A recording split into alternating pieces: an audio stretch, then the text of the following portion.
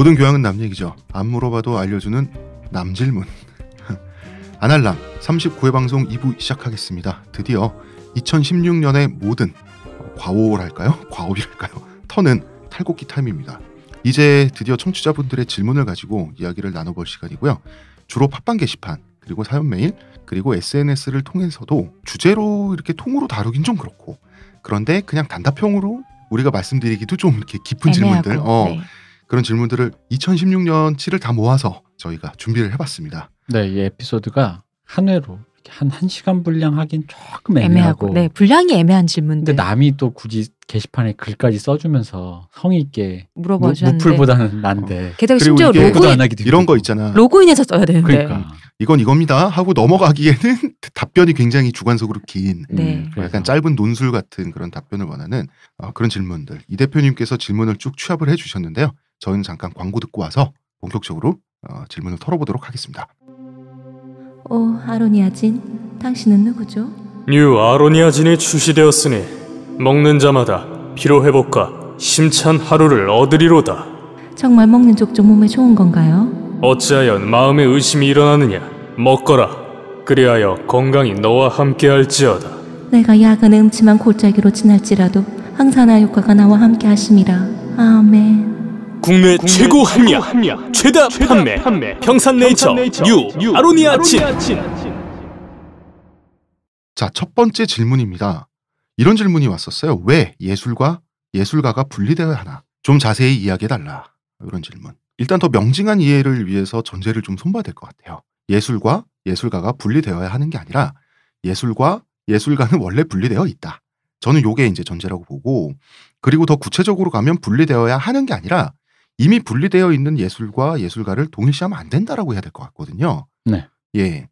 더 구체적으로는 예술의 내용이 예술가의 도덕성과 직결되지 않는다고 하면 어떨지. 전설적인 페미니스트이자 영화 평론가로서 굉장히 이름이 높으신 분이죠. 벌써 고인이 되신 지 오래됐죠, 이분. 수잔 손택 여사의 해석에 반대한다라는 책에 이런 구절이 있습니다. 영화 속에서 일어나는 온갖 추잡한 범죄에 대해서 감독은 아무런 주장도 하지 않고 있다. 이런 수잔 손택 여사의 말씀에 가장 부합되는 예로는 심영섭과 김기덕 감독의 예가 있죠. 심영섭 평론가, 이분이 강연을 하거나 강단에 설 때 언제나 김기덕 감독 영화의 가장 불편한 장면들 있죠. 네. 요것만 편집해서 학생들한테 틀어줘요. 그래서 이런 예술에 찬성할 수 있겠냐라는 식으로 몰아가요. 이분 방금 일부에 나왔던 그 남자친구 스킬이네요. 보여줌 전시에서 보여주면서 나쁜 것만 보여준 다음에 조심해라고. 그러나 그러한 행동을 하는 주로 조재현 씨가 옛날에 많이 남자 주인공과 김기덕은 다른 인물이죠. 그러니까 아무리 얘기해도 그거를 이렇게 동의 안 하더라고. 그러니까 이렇게 설명하면 될 것 같아요. 김기덕은 정말로 남주 같은 사람이에요. 그리고 그런 사람이라서 그런 생각이 들었고, 그래서 그런 영화를 찍었을 수도 있어요. 네. 그런데 그 사람을 비난하는 근거가 남자 등장인물의 행동이어서는 안 된다는 거죠. 그죠. 이거 내가 예술 얘기까지도 가기 전에도 그냥 아예 예술 얘기 전에 사람 무죄 추정의 원칙이 있다. 그 사람 아무 짓도 안 했어. 그냥 세상에 이런 게 있다라는 건데, 그럼 작품을 가면 작품이 어떻다 저떻다 작품 갖고 얘기하는 거지. 갑자기 작품 얘기하다가 갑자기 그 사람으로 튄 다음에 그 사람 이미 했네 했어. 쓰레기네 쓰레기. 그러니까 나쁜 남자 보고 사람들의 대부분의 평이 뭐였냐면은 김기덕 감독이 이 영화를 찍기 위해서 여자를 길거리에서 인신매매를 해가지고 그래본 경험이 있는 사람인 거야. 트럭에다가 여자를 태우고 다니면서 성매매를 시키면서 했어. 너무 악독해. 심지어 임금도 안 주고 그렇게 해서 그 경험을 고스란히 회고록으로 옮겨서 나쁜 남자를 찍었습니다. 이러면서. 수잔 손택 여사의 말씀을 빌어서 설명을 하면 나쁜 남자에서 조재현이 하는 행동, 거기에 대해서 김기덕 감독은 저래도 된다라든지 저게 도덕적으로 문제가 없다라고 주장한 바가 없어요. 이거는 굉장히 구분을 해야 됩니다. 그렇죠. 자, 이런 게 있어요. 영화사에서 위대한 여성 감독 중에 레니 르펜슈탈이라는 감독이 있습니다. 이분은 이제 2차 대전 때 뭐 일설에 의하면 히틀러의 최측근이었어요. 심지어 일설에 의하면 히틀러의 뭐 불륜 상대였을 거다라고 뭐 얘기까지 있는데 어쨌든 굉장히 최측근이에요. 그래서 이분이 영화 감독이에요. 그분이 전설적인 천재 감독 아닌가요? 천재 감독입니다. 엄청난 천재 감독입니다. 어떤 의지의 승리? 그래서 뭐 나치 정당대회를 기록한 다큐 영화도 있고. 이분이 그게 가장 유명하지 않아요? 올림피아. 그렇죠. 올림피아와 의지의 승리라는 영화가 두 개가 유명한데 특히 올림피아를 보면 그게 베를린 영화제 그 손기정 선수가 금메달 따던 네, 네. 정정합니다. 베를린 영화제가 아니라 베를린 올림픽입니다. 그거를 다룬 건데 사실 영화 자체는 프로파간다예요. 흔히 말하는 독일 아리아인들의 건장하고 아름다운 신체를 전시하는 방식으로 찍혔어요. 근데 그래서 그 영화가 히틀러 때문에 거의 해금된 게 얼마 안 돼요. 90년대? 80년대? 그러니까 굉장히 오랫동안 그 영화를 뭐냐면 그 영화는 정말 끔찍한 인류의 범죄, 전쟁 범죄에 찬동하는 사람이 만든 찬동한 영화다 이거지. 네. 그 실제로 그런 프로파간다고 독일 아리아인 수녀는 이렇게 아름답고 위대하고 뭐 그런 거잖아요. 누누이 말하지만 히틀러는 아닌 주제. 아니 그렇지만 송기정 선수가 마지막에 방점 송기정 선수가 찍었다는 거. 너희들이 싫어하는 사람 중에 제일 싫어하는 동양의 에이션이. 그렇지. 누렁이가. 이 원숭이가. 근데 이 영화가 보면은 정말 잘 찍었어요. 그러니까 지금 현대에 나오는 그 스포츠를 묘사하는 방식의 그 프레임들 그런 네. 기술적 방식들을 네. 이미 그분이 다 했어. 근데 이 영화가 1940년대 영화잖아요. 네, 네. 그 세련미와 이게 진짜 천재 감독이에요. 그래서 금기됐고 풀렸는데 우리가 이제 여기서 그걸 볼 수 있어요. 레니 리펜슈타인은 정확하게 나치 부역자예요. 네. 이건 빼박이에요. 히틀러의 최측근이기 때문에. 그리고 심지어 그 영화도 나치에 부역하기 위한 그 찬동하는 방식으로 찍혀진 영화예요. 근데 그 영화가 선동 이제 영화인 거죠. 그죠. 근데 우리가 예를 들어 저 같은 사람 나치와 아무 관계도 없고 유태인의 트라우마도 없는 저 제3세계 변방에 남한에 살고 있는 저 같은 소학교 나온 사람이 보기에는 그런 맥락이 없잖아요. 그러니까 제가 봤을 땐 그 영화가 너무 아름다웠어요. 자, 그럼 여기서 질문. 그 영화가 성취한 기술적인 성취는 네. 그 이후 사람의 몸동작을 담는 네. 모든 영화의 장면에서 다 재활용된 거 아닌가요? 그렇습니다. 우리가 알고 있는 거 보시면 놀라실 거예요. 그 40년대 찍힌 영화인데 지금의 스포츠라든가 그런 어떤 그 몸동작이나 액션을 다루는 방식에 있어서의 그거를 기교적으로 굉장히 엄청난 성취를 했어요. 그러니까 이 사람이 천재 감독인 건 맞아. 예술적으로 뛰어나고 엄청난 재능의 소유자야. 근데 그 영화가 의도하는 원래 주제의식은 잘못됐지. 네. 그리고 찬성할 수도 없고 이 사람이 또 우리가 인정하지 못하는 방식으로 그거에 찬동한 사람이지. 그건 맞지. 근데 내가 그 맥락과 초월해버린 저 변방의 제3세계 네. 원숭이가 보기에는 그 맥락이 없다 보니까 이 영화는 그냥 저에게 아름다운 영화예요. 근데 그럼 내가 그럴 때 해서 이 얘기를 할 수 있지. 이 영화가 아름답고 영화적으로 너무 훌륭한데 훌륭하단 말도 하면 안 되냐는 거지. 영화적으로 훌륭하다. 영화적으로 할 수 있지. 그럼에도 그리고 그 다음 말을 붙일 수 있지. 그걸 인정할 게 아니면 있잖아요, 대표님. 그걸 인정할 게 아니면 그 올림피아에서 확립된 기술적 성취 있잖아요. 네. 그게 모방된 모든 영화에 우린 다 낙인을 찍어야 돼요. 그렇죠. 그럼 예를 들어 이런 거 있잖아. 그 유명한 독일 아리아인들이 제일 좋아하는 바그너. 바그너는 아리아인이고 바그너도 약간 그런 사람이었대요. 약간 그쪽으로 인종적인. 약간 느낌이. 인종적인. 그러면 바그너가 이룩해낸 그런 성취 그거 쓰면 안 돼? 그러니까 음악적 성취. 심지어 바그너 들으면 안 되냐는 거지. 안 되냐고. 독일 애들이 나쁜 애들이다 보니까 독일 애들이 만들어낸 그 과학기술 쓰면 안 되냐고. 그리고 한 가지 더. 베를린 올림픽, 베를린 말씀하셨는데 베를린 올림픽의 개막식 있죠. 네. 그게 그 이후 88 올림픽은 물론이고요. 모든 올림픽 개막식의 기본 틀이에요. 특히 성화봉송. 그죠. 그래서 그 올림픽 성화를 높이 띄워가지고 어떤 그 나치가 원래 불과 빛을 잘 썼잖아요. 프로파간다 그거 할 때. 왜 웃어? 시온님? 우리 88 올림픽 때 갑자기 생각나서요. 그 비둘기들? 네, 갑자기 그게 생각나서 저 혼자 웃고 있었어요. 즉석 비둘기구이. 유튜브에 한번 보세요, 여러분. 진짜. 네. 그래서 마지막에 남는 것이 미학이라는 거예요. 그래서 미학이 아름다움이 그래서 불멸의 대상인 것도 그런 부분인 거예요. 그러니까 시대상에서의 그런 맥락과 정치성이라는 게 시대를 초월해서 가치로는 남을 수 있지만 나치냐 아니냐 그 시절에 그거에 찬동했냐 아니냐는 소멸되고 맥락이 사라질 수도 있고 이제는 더 이상 그게 무의미한 얘기일 수도 있어요. 우리 네. 모두가 그러니까 사람을 가스실에 보내지 말자는 동의하잖아. 네. 작품을 가지고 작가의 도덕성을 논하면 안 되는 것처럼 작가의 도덕성을 가지고 작품의 가치까지 논해지면 또 안 된다는 그리고 그런 그렇죠. 말씀을 지금 하고 계시는 거죠. 심지어는 그 가치를 평가하더라도 그 가치와 위배되는 이 아름다움이나 그거 자체의 이 작품의 완성도, 훌륭함은 또 다른 의미로 뭐 우리가 지적하든 찬양을 할 수 있다는 거지. 근데 마치 올림피아의 그 위대한 성취, 영화적 성취를 찬양하는 것이 나치를 찬양하는 걸로 이꼴 생각한다면 그런 식으로 이렇게 생각을 해버리면 그러니까 그래서 분리해야 된다는 거예요. 그 분리하는 건 이제 보통 범주화. 라고 하죠. 카테고리 구분이라고 하는 거지. 그리고 이미 분리돼 있고 아까도 말했지만 분리돼 있는데 그러니까 원래 분리돼 있는데 우리가 그걸 혼동해서 생각하는 게 문제인 거지. 그걸 해버리는 순간 그럼 아무것도 안 되는 거야. 그러면은 아까도 얘기했잖아. 나치의 기술 뭐 다 안 된다니까. 그 우리가 쓰면 안 되고 인종차별주의자가 만들어낸 수많은 위대한 그거 뭐 음악 이론이든 뭐 그 과학 기술이 됐든 뭐. 심영섭 씨 같은 경우는 김기덕 감독의 영화에 여성들이 불편한 만한 장면이 많은 건 사실이지. 근데 그걸 김기덕의 영혼과 영혼으로 치환을 한 다음에 그럼 이 사람의 작품은 원래 틀린 작품이 되는 거예요. 그러면 그 작품을 평론하는 게 아니라 이 사람은 얼마나 인성이 망가졌길래 이 작품을 이런 작품을 그러니까 이 사람의 김기덕 영화 평론은 다 김기덕의 심리학이에요. 그래서 결론이 그거잖아. 이 사람도 사람으로 태어났는데 왜 이렇게 됐을까? 그래서 심영섭의 결론이 김기덕은 어머니의 사랑을 많이 받지 못하고 자랐다. 그 감독님이 아니라고 그랬잖아요. 그래서 김기덕 감독이 가만히 있다가 요거는 아니 왜 가족 얘기를 하냐. 이건 엄마를 욕하는 거잖아요. 진짜. 그때 우리 얘기했잖아요. 그 영화 평론으로 늑엄마 이거 한다고.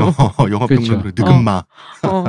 작품이 그냥 그럴 수 있다라고 했을 때 김기덕 감독님 특히 초창기 작품을 봤을 때 그런 한계가 있는 건 사실이에요. 근데 그렇다 해서 그가 만들어낸 영화적 성취라는 건 또 분명히 있는 거거든. 그럼 그 두 개를 얘기를 해줘야지. 그리고 우리가 이제 김기덕 감독님이 처음에 데뷔하신 지로 꽤 됐고 수많은 작품을 만들었기 때문에 그 경향성을 봤을 때 적어도 제가 느끼기에는 제 개인적인 견해입니다. 김기덕 감독님 그 지적되어 온 자기가 몰랐던 한계, 자기도 우리 그 이서영 작가님 말했던 미소진이의 세계에서 모두가 그거에 속해 있는데 자기도 몰라서 그냥 무심코 넘어갔던 그 자기의 한계들을 끊임없이 수정하고 고쳐왔어요. 그럼에도 불구하고 한계가 있을 수 있겠지. 그러면 그것을 수정해오고 고쳐온 방법과 그럼에도 불구하고 그 한계와 그럼에도 또 불구하고 그가 성취한 또 미학은 무엇인가에 대해서 구분지어서 얘기해줘야지. 짧은 지면이랍시고 뭉쳐가지고 그래서 너는 글러먹은 감독이야라고 해버리면 태어나지 말았어야 돼.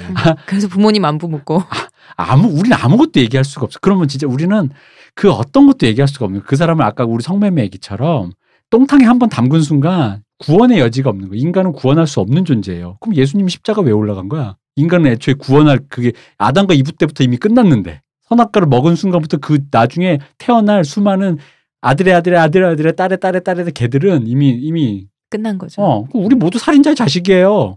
전쟁 때 우리 누군가 할아버지 뭐 할머니 누군가는 살아남았겠지. 약탈을 하고 강간하고 방화했겠지. 아니 뭐 다 강간자의 자식들이지 뭐. 그렇지. 뭐 어떻게 하려는 거야 그러면?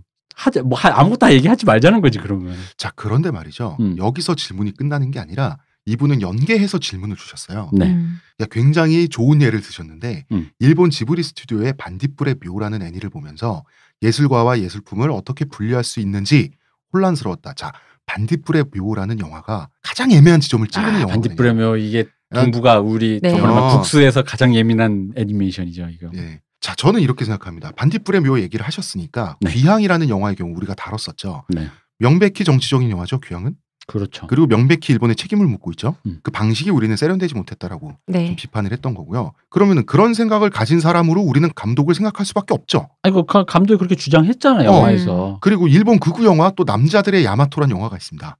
영화 아세요? 아니 그건 몰라요. 그 야마토 전함 있죠. 당시 세계 최대의 구축 전함. 2차 대전 때 이 전함이 이제 침몰을 하는데요. 태평양 전쟁 때 이걸 또 그 아름답게 지는 사쿠라처럼 해석을 한 거예요. 영화를. 굉장히 그 멋있게 죽어가는 것처럼 국가를 위해서 뭐 이런 식으로 했는데 이거 극우 영화 맞아요? 이러한 영화를 각본을 쓰고 연출하고 이런 주체들이 극우주의자로 비판받는 것은 온당하죠. 아니 작품을 그렇게 묘사했으니까 당신들이 이 작품이 그렇게 그러니까 그런 네가 하고 싶은 말이 그거였잖아요. 네가 하고 싶은 말이 그거냐라고 얘기할 수는 있겠지. 근데 이제 그 얘기 그래서 네가 극우주의자고 그래서 너는 이게 뭔가 우리와 같이 살 수 있는 이념 그렇게 얘기하면 안 된다는 거지. 그런 생각할 수 있다는 거지. 이걸 어떻게 구분할 수 있는가? 우리가 그 처음에 1번 질문에 대답한 거와 다르게 청취자 여러분들이 느끼실 수도 있는데 이런 겁니다. 상황 자체와 상황의 가치관이 개입하는 건 다르죠. 예를 들어서 김기덕과 홍상수의 영화는 남자들이 악행을 저지른다든지 뭐 찌질한 뭐 한남충의 모습을 보인다든지 할 때 그거를 굳이 포장하지 않고 건조하게 보여줘요. 그러나 일본 극우 영화를 보면 가미카제에 동원되는 젊은이들이 추격할 때 감동적인 음악이 흐른다든지 그렇지. 이런다면 이러고는 얘기가 달라지는 거예요. 그러니까 왜냐면 홍상수 영화에서 그 흔히 말하는 뭐 예를 들어 방금 강간당하고 온 여자친구가 있는데 여자친구 씻겨주면서 그 특히 여자친구의 그 성기 부분을 이렇게 막 이렇게 샤워를 시켜주면서 너 이제 깨끗해지는 거야라는 대사를 날린단 말이에요. 그 자세만 보았을 때는 혐오스럽지만 극혐일 수 있지만 그걸 다룰 때 아름다운 음악을 깔면서 그 남자친구의 말이 진리인 것처럼 그 진짜 남자친구 그 여자를 구원해 주는 것처럼 그리지 않아요. 그 남자친구도 노답이고 저 노답 새끼 이런 말이 나오긴 하죠. 그거지. 근데 그거를 그렇게 묘사했는데 그럼 감독은 이미 자기 입장이 뻔하잖아. 여기 노답이 있어요. 여기 노답이 있어요인데 너도 노답이야 임마 하면서 갑자기 감독을 패. 나는 진짜 홍상수 감독 영화를 보면 남자들이 느끼는 그 섬뜩함 있죠. 너무나 찌질한 남자들의 모습에서 내 안에 있는 얄팍함과 비열함이 발견되거든. 그치? 왜냐면 내 마음의 그 어떤 바로미터 같잖아. 홍상수 영화 보면은. 그렇지. 근데 그 성기를 씻어주면서 넌 이제 깨끗해진 거야? 그거를 그 내 마음속에 지우개에 나온 그 정우성의 그 누구죠 여주? 손예진. 예, 손예진 씨에게 무슨 정우성이 자기 헌신을 할 때 나오는 아름다운 음악과 뽀샤시한 파스텔 톤 처리와 이런 게 없잖아요. 그러니까 그 정우성 씨가 거기서 음악 나오잖아. 왜 이거 먹고 나랑 사귀는 거다 이러잖아. 그치 멋있지. 오빠 안 먹어도 돼요. 근데 갑자기 이걸 먹으면 나랑 사귀는 거더니 너도 그러니까 이 소주잔 씹어 먹어. 손예진한테. 아수라? 근데 그렇게 아름다운 음악을 까는 거지. 몇 개 먹을까요? 그래서 안남시의 정우성 씨가 여자친구 손예진한테 이걸 씹어 먹어야 우리는 커플이 되는 거예요. 그래서 야 작은 씹어 먹어. 작은 것과 작은 내가 먹을게. 많은 여성분들이 감수를 할 것 같습니다. 그러지 않습니다. 갈아서 마실까요? 자, 반딧불의 묘 얘기해볼까요? 이 영화야말로 물과 기름처럼 분리하기 힘든 혹은 그 분리점을 찾기가 힘든 가장 애매한 영화일 것 같은데요. 제 판단이 이렇습니다. 저는 반딧불의 묘가 위험성이 있다고 판단한다. 그러니까 그렇게 볼 수 있다. 그렇게 보여질 소지가 있다. 한편으로는 영화를 근거로 감독을 비난하면 안 되기도 하지만 반면 감독의 의도, 그 사람이 하는 말 선의를 충분히 존중한다고 할지라도 그와 별개로 작품의 불온함을 비판할 수도 있는 거예요. 뭐 예를 들면 정성일 평론가 같은 경우는 반딧불의 묘의 제작 의도를 안 좋게 보긴 했어요. 이분은. 예, 그런데 뭐 좋게 본다 하더라도 그래도 비판점은 있다. 일단 이 다카하타 이사오 감독님이 본인의 의도가 그렇게 해석될 줄 몰랐다가 이게 몇 년 전에 어떤 우리나라의 한 블로거 분인가 실제로 다카하타 이사오 감독님이 어떤 연락을 취해서 이런 식으로 해석을 하는 경우가 있다라고 했을 때 반딧불의 묘가 실제로 다카하타 이사오 감독님은 일본에서 굉장히 좌파예요. 시민운동도 계속하고 지금 난 그분이 어떤 극우적인 입장이 없었던 건 난 믿어요. 그분은 자꾸 아니라고 했어. 이 영화에 대해서. 심지어는 그분은 지금도 고령이신데도 일본 시민운동 아베 극우에 반대해서 시민운동도 하고 강연도 하고 하고 계세요. 그러니까 그분이 몰라 좌파에 잠입한 새누리당의 어떤 그런 무슨 숙주 세력 뭐 이럴 수 있는데 모르겠어. 와해시키기 위해서. 그래가지고 뭐 이렇게 리스트 짜가지고 이렇게 막 자민당에 보내고 화장실에서 막 칼로 썰고 뭐 그런지 모르겠어요. 모르겠어. 난 진짜 모르겠어. 그럴 수 있어. 가미가제여가지고 화장실에서 살해당한 오해겐잡으로 걸리기만 해봐. 이러면서 오면 다 쑤셔버릴까, 막 위안부 할머니 다 죽여버릴까, 뭐 이러면서 막 칼을 갈고 계신 분일 수 있어요. 좋아. 여러분의 의도대로 태어나지 말아주셔야 될 사람일 수 있어요. 어쨌든 이 할아버지가 하고 계시는 활동은 그래요. 좌파 시민운동을 하고 계시고 끝없이 일본의 무장이라든가 그런 거를 반대하시면서 시민운동을 하고 계시는 분이에요. 극우화를 반대하고 진짜 되게 좌파신데 이분이 미야자키 하야오 감독님의 스승이고 미야자키 하야오 감독님보다 훨씬 더 좌편향되신 분이에요. 네. 근데 어쨌든 블로거분. 그 블로거분에 연락을 했는데 감독님 놀라신 거야. 근데 생각보다 그렇게 생각할 수도 있겠다 싶으셨던 거지. 그러다 보니까 일본의 피해를 입은 네네. 잠깐만 정리할게요. 반딧불의 묘는 그 2차 세계대전에서 이제 일본이 태평양 전쟁에서 패배하면서 일본의 그 두 꼬맹이가 그 패배하기 직전에 폐허가 된 그 일본을 돌아다니다가 비참하게 죽는 얘기예요. 그리고 이게 감동적이고 애들이 너무 불쌍해. 전쟁 고화가 되죠. 그러다 보니까 그 일본 어린애들에 대해서 일본의 전쟁 피해자에 대해서 감정이입을 하게 된다고. 이것이 그 일본도 피해자라고 하는 어떤 그런 논리가 있다 보니까 그 일본 극우주의자들한테 이것이 일본에게 역으로 피해를 당한 한국이나 뭐 중국이나 그러니까 이 동북아시아의 그 사람들에게는 굉장히 이 영화가 불편할 수 있다. 자, 요겁니다 지금 그거가. 예. 그러니까 한마디로 뭐냐, 니들 때문에 힘들었는데 뭐 나도 힘들었다 지금 뭐 그 얘기하는 거냐라고 지금 사람들이 이제 그것 때문에 반발하는 거예요. 이 작품을 보고 났을 때 감상이. 저는 그 반발은 어느 정도 온당하다고 봐요 또. 그러니까 어떻게 생각을 하느냐의 문제라고 봐요. 그러니까 난 그렇게 읽을 수는 있어요. 그러니까 감독님도 그 생각을 하신 거지. 아 그렇게 읽을 수도 있고 해서 그분의 블로그에 가면 이걸 어디다 퍼나르지 못하게 했기 때문에 블로그 어쨌든 다카하타 이사오 뭐 극우 뭐 이런 식으로 검색하시면 그 블로그 분의 글이 아마 나올 거예요. 근데 어쨌든 그분은 분명히 해명했고 저는 그분의 평생의 활동과 작품 세계를 봤을 때 뭐 이런 얘기는 좀 오글거리지만 진정성은 전 인정해 준다고 생각하고 다만 그렇게 읽을 수도 있다라는 가능성을 이분이 약간 고려는 하지 않았다라는 것까지는 일단 인정.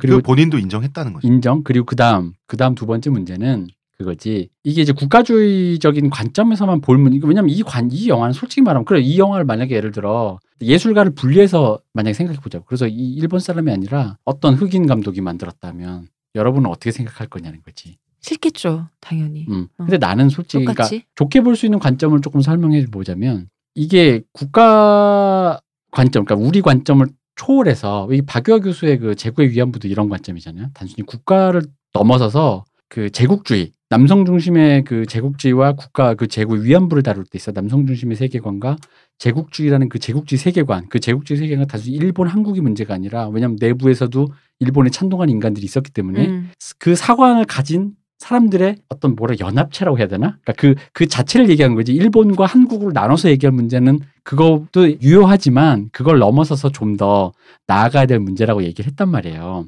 그 마찬가지라는 거지. 전쟁이라는 게 결국은 위정자들이 했을 때 피해를 받는 건 아군이고 자국이고라는 건 없는 거잖아요. 세계 시민의 관점이고 우리가 지구촌이라는 관점에서 봤을 때 뭐라고 해? 이 소녀 죽어가는 소년소녀 네. 이가 그 남매는 그냥 희생자일 뿐이에요. 네. 우리는 그런 관점에서 전쟁이라는 게 안 좋다라는 걸 묘사했다라는 거.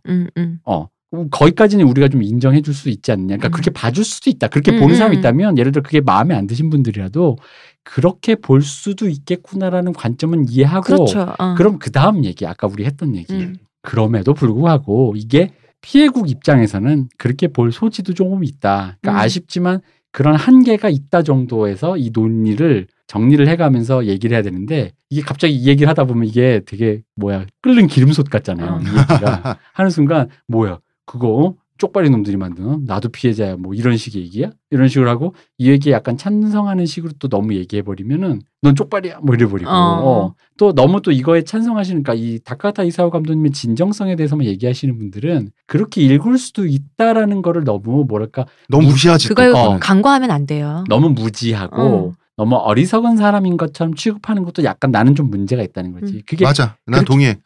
그렇게 읽힐 수 있다라는 거는 영화가 그건 당연히 인정해야 돼요. 그러니까 예를 들어 그렇게 읽을 수 있는 그 기저의 생각의 기저가 국가 차원에서의 약간 모르겠어. 우리가 지구촌이라는 세계 시민이라는 나아가는 하나로서의 관점을 지향한다면 조금은 이제는 조금 그걸 넘어서서 가야 될 가치관일 수는 있어. 예를 들어 옛 가치관일 수는 있어. 그게 진짜 옛 가치관인지 모르겠지만 그렇게 표현할 수는 있을지언정 그렇게 읽을 수 있다라는 가능성까지 배제하면 안 된다는 거지. 근데 싸그리 무시하고 후지고 영화를 볼 줄 모르고 그런 국가주의적인 그런 아주 후진 지금도 아직도 일본과 쪽발이와 아직도 한국과, 피해 의식에 매몰돼서 어쩌고 이런 분들 아직도 쪽발이 이러면서 그러고 있냐라는 식으로 생각하기에는 우리가 자라온 배경이라는 게 그거에서 쉽게 자유롭진 않잖아요. 그렇다면 우리가 그들을 어떻게 설득해야 되는가? 왜 이렇게 읽힐 수밖에 없는가? 우리는 피해고 우리는 그럼 한국인이라는 아까 우리 의지의 승리 얘기했잖아. 레니 리펜슈탈. 그럼 나랑 관계없는 변방의 사람 아닌 유태인이나 그 유럽 사람들에겐 그 영화 보는 게 고통스러웠겠지.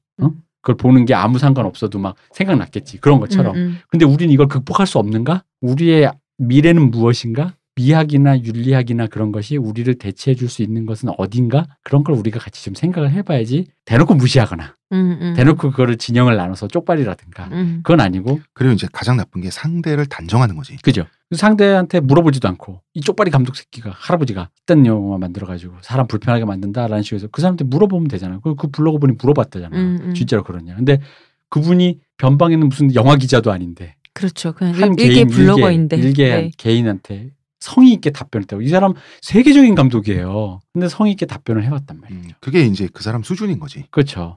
그래서 우리는 그럼 여기서 발견할 수 있잖아요. 그게 한계가 있다고 하더라도 그럼 우리가 극복해야 될 건 뭔가도 아마 그럼 이 대화 와중에 분명히 나왔잖아요. 우리가 국가를 넘어서 우리가 인간 보편에 인간에 대한 인권과 사람에 대한 그 어떤 애정과 그런 걸 가져야 되는데 이 영화가 그걸 담고 있고 그럼에도 불구하고 어떤 한계가 있고 누군가에겐 그렇게 읽힐 수도 있고 그럼 우리가 가져야 가치는 무엇인가에 대해서 얘기를 좀 더 해야 된다는 거죠. 그러니까 우리가 좋아요와 나빠요 사이에 수많은 지점이 있잖아요. 그죠. 예술에서는 그 지점들에 대한 언어들이 다 마련돼 있어. 미진했다, 아쉽다, 소홀했다 네. 이런 것들이 있는데 뭐 극우 아니면 진정한 예술가 아니면 극우야 이런 게 세상에 어디 있어요. 그래서 저 개인적으로 만약에 물어보신다면 저는 반딧불모가 그렇게도 볼 수는 있지만 영화 자체가 훌륭할 뿐더러 영화는 내가 보기엔 그런 맥락은 아니지만 그것 때문에 불편하신 분이 계시다는 거에 대해서 인정.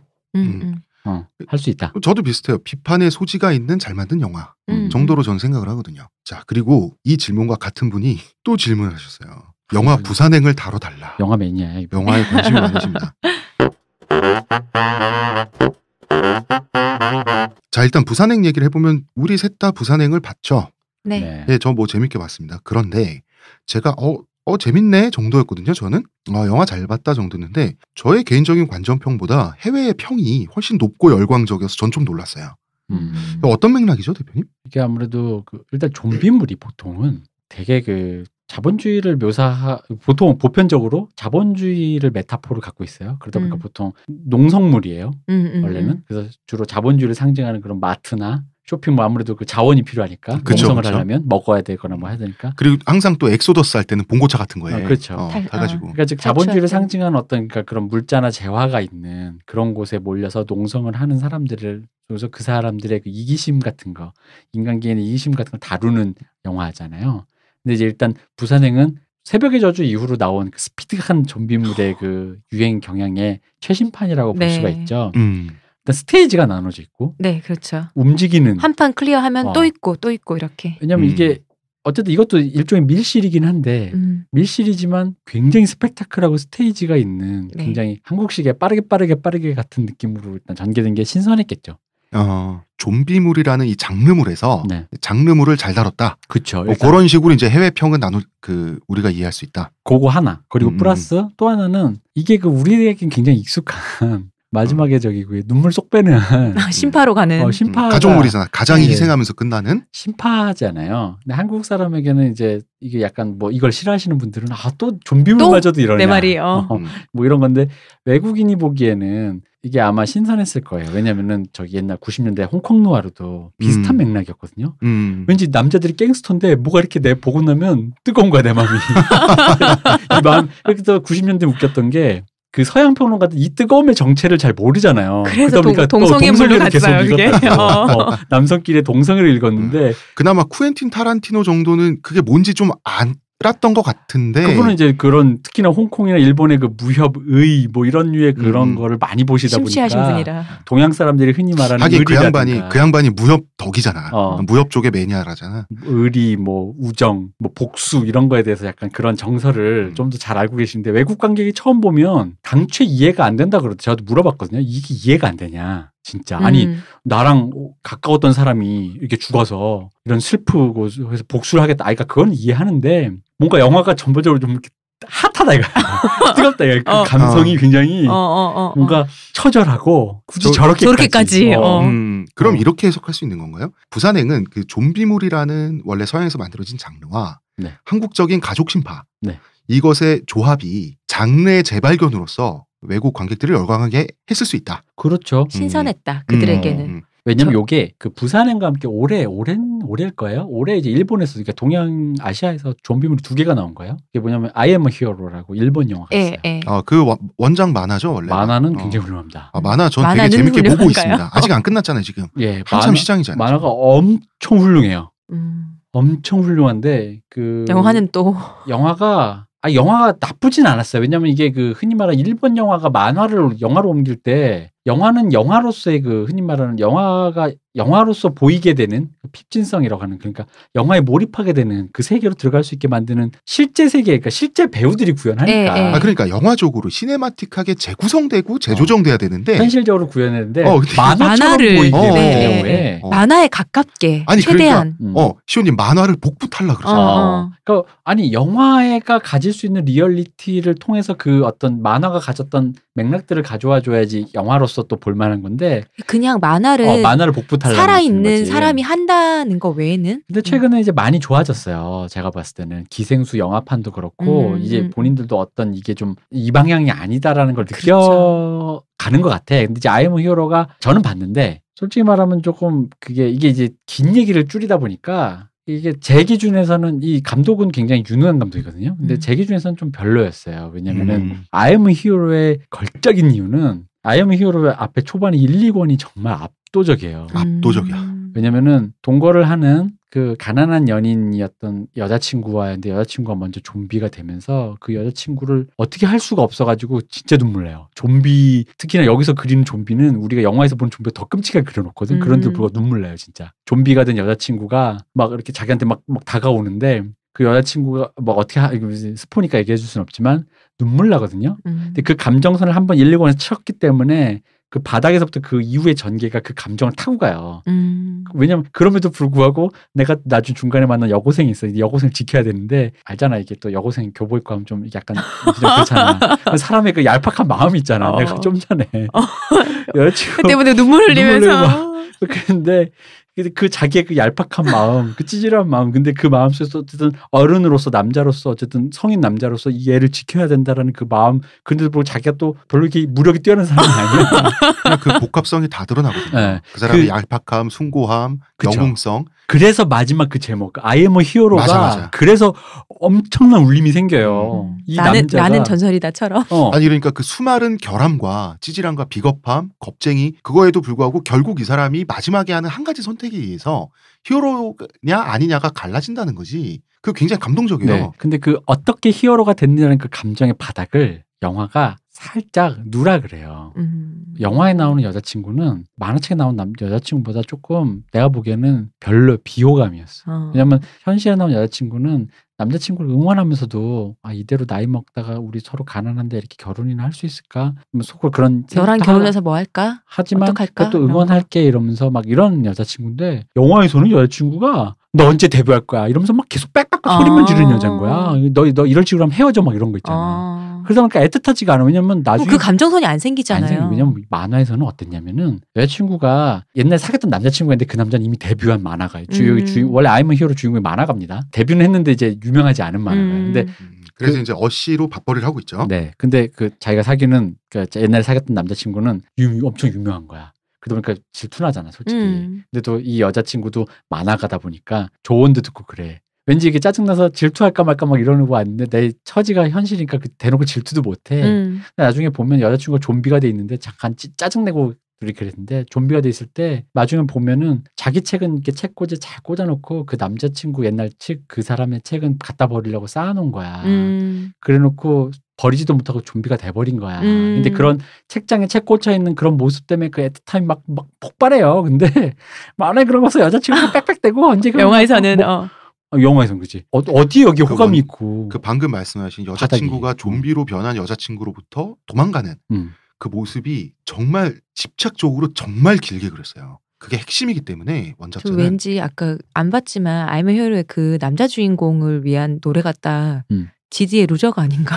그런 생각이 갑자기 드네요. 그래서 마지막에 그 생각까지 드는 거야. 자기 집 앞에 지나갈 저기 이제 막 떠나서 이제 다 했을 때 갑자기 그 이미지가 떠오르는 거예요. 저 멀리 그 작은 자취방 창문에서 자기를 부르면서 여자친구가 밥 했다고 빨리 오라고 하는 그 장면에 좀 눈물이 나는 거예요, 얘가. 근데 막 그런 게 없는 거예요. 그러다 보니까 나중에 히어로가 되는데 돼야지. 그 마음이 안 생기는 거지. 아니 그러니까 만화를 영화로 만들었는데 영화가 만화적이고 자 그래서 아이엠 히어로 영화판은 그렇고요. 다시 이제 아시아에서 나온 다른 좀비 영화. 부산행은 근데 성공적이었죠.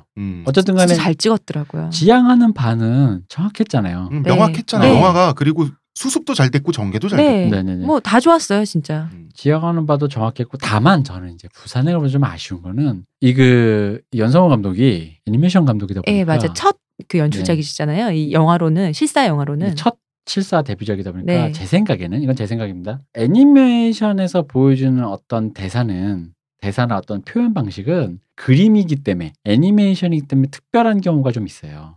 실제와 다르게 실사로 하면 그게 예를 들어 오시마모루의 공각기동대 나오는 그런 철학적인 대사를 만약에 내가 예상컨대 스칼렛 요한슨이 그대로 그 대사를 그대로 쳐버리면 아마 오글거릴 진짜 거야. 손발이 진짜 오글거릴 거야. 왜 저래 이런 왜냐면 그거는 그림이 주는 또 하나의 어떤 그 애니메이션만의 어떤 특수성인데 이게 이분도 요소요소에 그런 실수를 하세요. 예를 들어 왜 우리 저기 뭐야 블랙리스트 공유 배우님 했던 그거 아니 우리 블랙리스트 김우성 배우님이 네. 너 저런 아저씨 된다 뭐 이러잖아. 근데 그런 류의 대사를 누가 해요. 아니 그런 식으로 영화의 세계에서도 영화의 세계에서 그렇게 다이렉트로 마치 그렇지. 보여주고 싶으니까 그 장면 자체가 저 심지어 그것보다 너네 엄마가 공부를 안 하시나 보구나 이게 더 기가 차는 거예요. 그러니까 그런 대사를 그런 식으로 찍지 않지. 그게 너무 보여주려고 다이렉트하게 찍잖아. 그런데 그 대사가 외국에서 영어 자막으로 뜰 때는 그치 다르지. 그게 납득이 되죠. 한번 필터링 거치니까. 한번 필터링 거치잖아. 만화 약간 1.5 만화 느낌으로 그럴 거 아니에요. 한번 필터링 그러니까 이 사람이 어떤 캐릭터인지를 보여주려고 그런 대사를 넣은 건 알겠는데 그런 것이 애니메이션을 봤을 때 분명히 효과적이었을 거예요. 근데 이제 아마 실사 영화를 봤을 땐 너무나도 직접적이고 조금은 좀 가공이 필요한 어떤 연출이 필요한 부분인데 그런 부분들이 그냥 너무 무심히 지나가서 저는 오히려 그러니까 뭐 그걸 한 단점이다라기보다는 아직은 실사 영화의 그 간극을 아직까지 완벽하게 파악은 하지 못한 것 같다. 근데 다음 작품은 기대됐다. 대표님이 말씀하신 딱 그거를 공유 배우한테 되게 많이 느꼈어요. 그 연출이 뭐지 싶은 거 조금 그런 식 지금 대표님 말씀 듣고 보니까 이런 거였구나 하는 그런 느낌이 많이 와요. 뭔가 가장이 뱉는 말이 아니라 가장 역할을 하는 부여받은 사람이 로버트에서 나오는 말 같아. 뭔가 그러니까 그런 것들이 조금은 왜냐면 특히 한국 영화에서 좋은 영화 한국 영화들은 흔히 말하는 생활형 배우들의 생활 연기가 네네. 굉장히 그 한국 영화의 우리 어떤 결을 살려주는 기장님 거죠. 같은 그분. 근데 그런 것들이 이거가 약간은 그러니까 생활 연기를 안 해서 아쉽다가 아니라 너무 섞였다. 너무 트위터나 페이스북에서 나온 사람을 우습게 만들려고 만든 조리 돌리려고 만든 대사 같은 거를 썼다 이거죠. 좀 그랬다는 거죠. 너무 혹시 김일성 배우님 맞춤 대사 아닐까요? 저는 이제 살짝 주제를 바꿔서 이런 생각도 듭니다. 한국은 그 영화 시장 자체가 좁잖아요. 네. 그래서 한국 관객들은 종합 선물 세트를 원한다 그러더라고요. 유머 장면도 나와야 되고 마지막에 눈물도 뽑아야 되고 액션도 나와야 되고 그런 반면에 해외는 시장이 크다 보니까 이 장르가 장르 자체만으로도 먹고 살잖아요. 네. 그러다 보니까 장르 비틀기, 장르의 재발견이라고 하는 것도 호평과 열광의 대상이 되고 성공의 대상이 된다는 점에서 전 부산행도 외국에서 찬사를 좀 받은 것 같거든요. 여기에는 문화적인 차이도 있지만 역시 시장 사이즈 차이도 있는 것 같다. 뭐 제 생각이었습니다. 그래 시장 사이즈라는 게. 그러니까 영화 시장이 넓다 보니까 장르도 그 장르성 자체만으로도 그 안에서 호평받고 소비되고 하는. 우리는 좁아서 모든 걸 다 넣어야 되는 이것이 외려 신선하게 해서 그렇지. 호평을 그게 받았다는 외국 하면 거죠. 좀비물이라는 장르의 재발견. 새로운 가능성의 탐구로 또 이제 그 부산행이 또 이제 호평 일색을 받은 그런 것도 있지 않을까라는 이제 저의 상상인 거죠. 보도 촬영자분들이 어쩜 그렇게 연기를 잘하시며 모두 엑스트라 분들이 좀비 하신 분들이 그리고 어쩜 그렇게 잘 뛰어요. 정말 잘 뛰더라 사람들. 정말 잘 뛰더라. 고생들 많이 하셨을 것 같아. 자, 이 대표님의 부산행 별점은 몇 점이죠? 저는 영화에 별점을 매기는 건 우리 이미 교수님이 학창 시절에 얘기하셨던 게 있기 때문에 지금 부산 영화제로 고초를 겪고 계시는 이용관 집행위원장께서 교수님이셨던 시절에 그분이 이제 저희를 가르치시던 시절에 시내 20일에 열자평 같은 걸 쓰셨어요. 네. 근데 거기에서 사고를 한번 치셨어요. 리빙 라스베가스. 라스베가스를 떠나며. 니콜라스 케이지의 그 영화의 평을 뭐라고 했냐면 갑자기 뜬금없이 열자평 엘리자베스 슈와 술 한잔하고 싶다. 그래서 교수님 이게 뭡니까? 이게 뭐 평도 못도 아무것도 아니고 뭡니까? 감상을 적으셨어요. 그래 왜 그러셨냐 했더니 갑자기 이렇게 한숨을 쉬시면서 너가 해봐라. 열자로 뭔가를 만들어봐라. 뭐 20자평이지 그게 20자로 뭘 만들어봐라. 어쩌고 저쩌고 어쩌다 하나만 한 소리 나온다. 근데 그때 이해했어요. 별점이나 20자 같은 거는 하나만 하다. 아까도 우리 얘기했잖아요. 별점 부여는 무의미하다. 그냥 아니 나는 별점 갖고 왔는데 저는 몰라 나도 안 할래. 부산행을 보고 다시 한번 그 생각을 했는데 역시 이렇게 어떤 큰 이런 재난을 만났을 때 재난 대피처로는 남녘땅이 최고로구나. 옛날에 그 더데이 애프터 투마로우에서도 멕시코로 다 가잖아요. 그것처럼 부산으로 가야 되잖아요. 역시 남녘땅이 최고로구나. 따뜻한 남녘땅이로구나. 북반구에 사는 사람들은 남쪽이 더 따뜻하고 풍요롭기 때문에 몰라. 우리 인류 문명의 이 북반구 문명이잖아요, 대체로. 뭐 그래서 역시 그 남력이 최고로구나. 네. 그런 생각했습니다. 아니 저는 대표님이 그런 식으로 말씀해 주셔서 내가 약간 석이 죽었어요. 왜냐하면 나는 사실 별 3개 반 갖고 왔거든. 그러니까 그게 애매한 영화가 별 3개 반이라고 항상. 그러니까 내 말이 하나만 해서 죄송합니다. 자, 다음 주제로 넘어가죠. 네. 이제 드디어 다른 분의 질문입니다. 도깨비 이거 뭔가요? 드라마 말씀하시는 건데요. 네. 세 번째. 깜짝 도깨비를 봤다고. 도깨비를 재미있게 보는 욕망은 잘못된 건가? 이거 원조교제 뭐 이런 거 아닌가? 근데 이제 질문하신 분도 이걸 재미있게 보다 보니까 약간 죄책감도 들고 뭐 그 애매한 감정이신 거예요. 그래서 도깨비 이거 뭔가요? 이렇게 질문을 주셨는데요. 뭐 이런 문제가 되겠죠. 왜 인기가 있고 어떤 면에서 시청자의 욕망을 덜 불편하게 자극하는가? 이것이 전 이런 생각이 들어요. 욕망 자체가 건전하기란 힘들지 않나요? 뭐 이런 생각? 예를 들면 저는 건물주가 되고 싶어요. 근데 건물주로 사는 것 자체가 건물 얻는 사람들을 착취하는 걸 전제로 하고 있잖아요. 따지고 보면 뭐 고기 먹는 것도 내가 고기를 먹기 위해서 누군가는 곡식을 못 먹고, 그쵸? 소들이 먹어야 되니까, 곡식 대신 잔디를 소들이 먹어야 되니까 누군가는 진흙 쿠키를 먹어야 되고, 이런 착취가 전제돼 있죠. 그러니까 욕망 자체를 욕망이 건전해야 하는가라는 점은 전 좀 그렇습니다. 문화적이고 법적이고 예술적인 방식으로 피해를 줄이고 타인이 나 때문에 겪어야 되는 불편을 줄이는 게 문명이잖아요. 네. 그래서 이 도깨비가 나이 든 남자와 미성년자 여성의 사랑이 원조교제를 연상시킨다고 해서 그 콘텐츠가 부도덕한 것인가라고 한다면 그거는 이제 그렇다고 말할 수는 없다. 저는 또 이런 생각이 들었습니다. 기저에 깔린 욕망이 1차원적이고 속물적이라고 해서 소비하면 안 되는가? 그렇진 않잖아요. 기저가 저속하면 틀려먹은 매체고 그거를 좋아하는 사람도 틀려먹은 것인가? 그건 아니라는 거지. 내 생각에는. 왜냐하면 그렇게 따지면 그 영국 문학의 명작이죠. 오만과 편견. 우리 저번에 다뤘던 이 소설도 진짜 된장녀 서사지. 따지고 보면.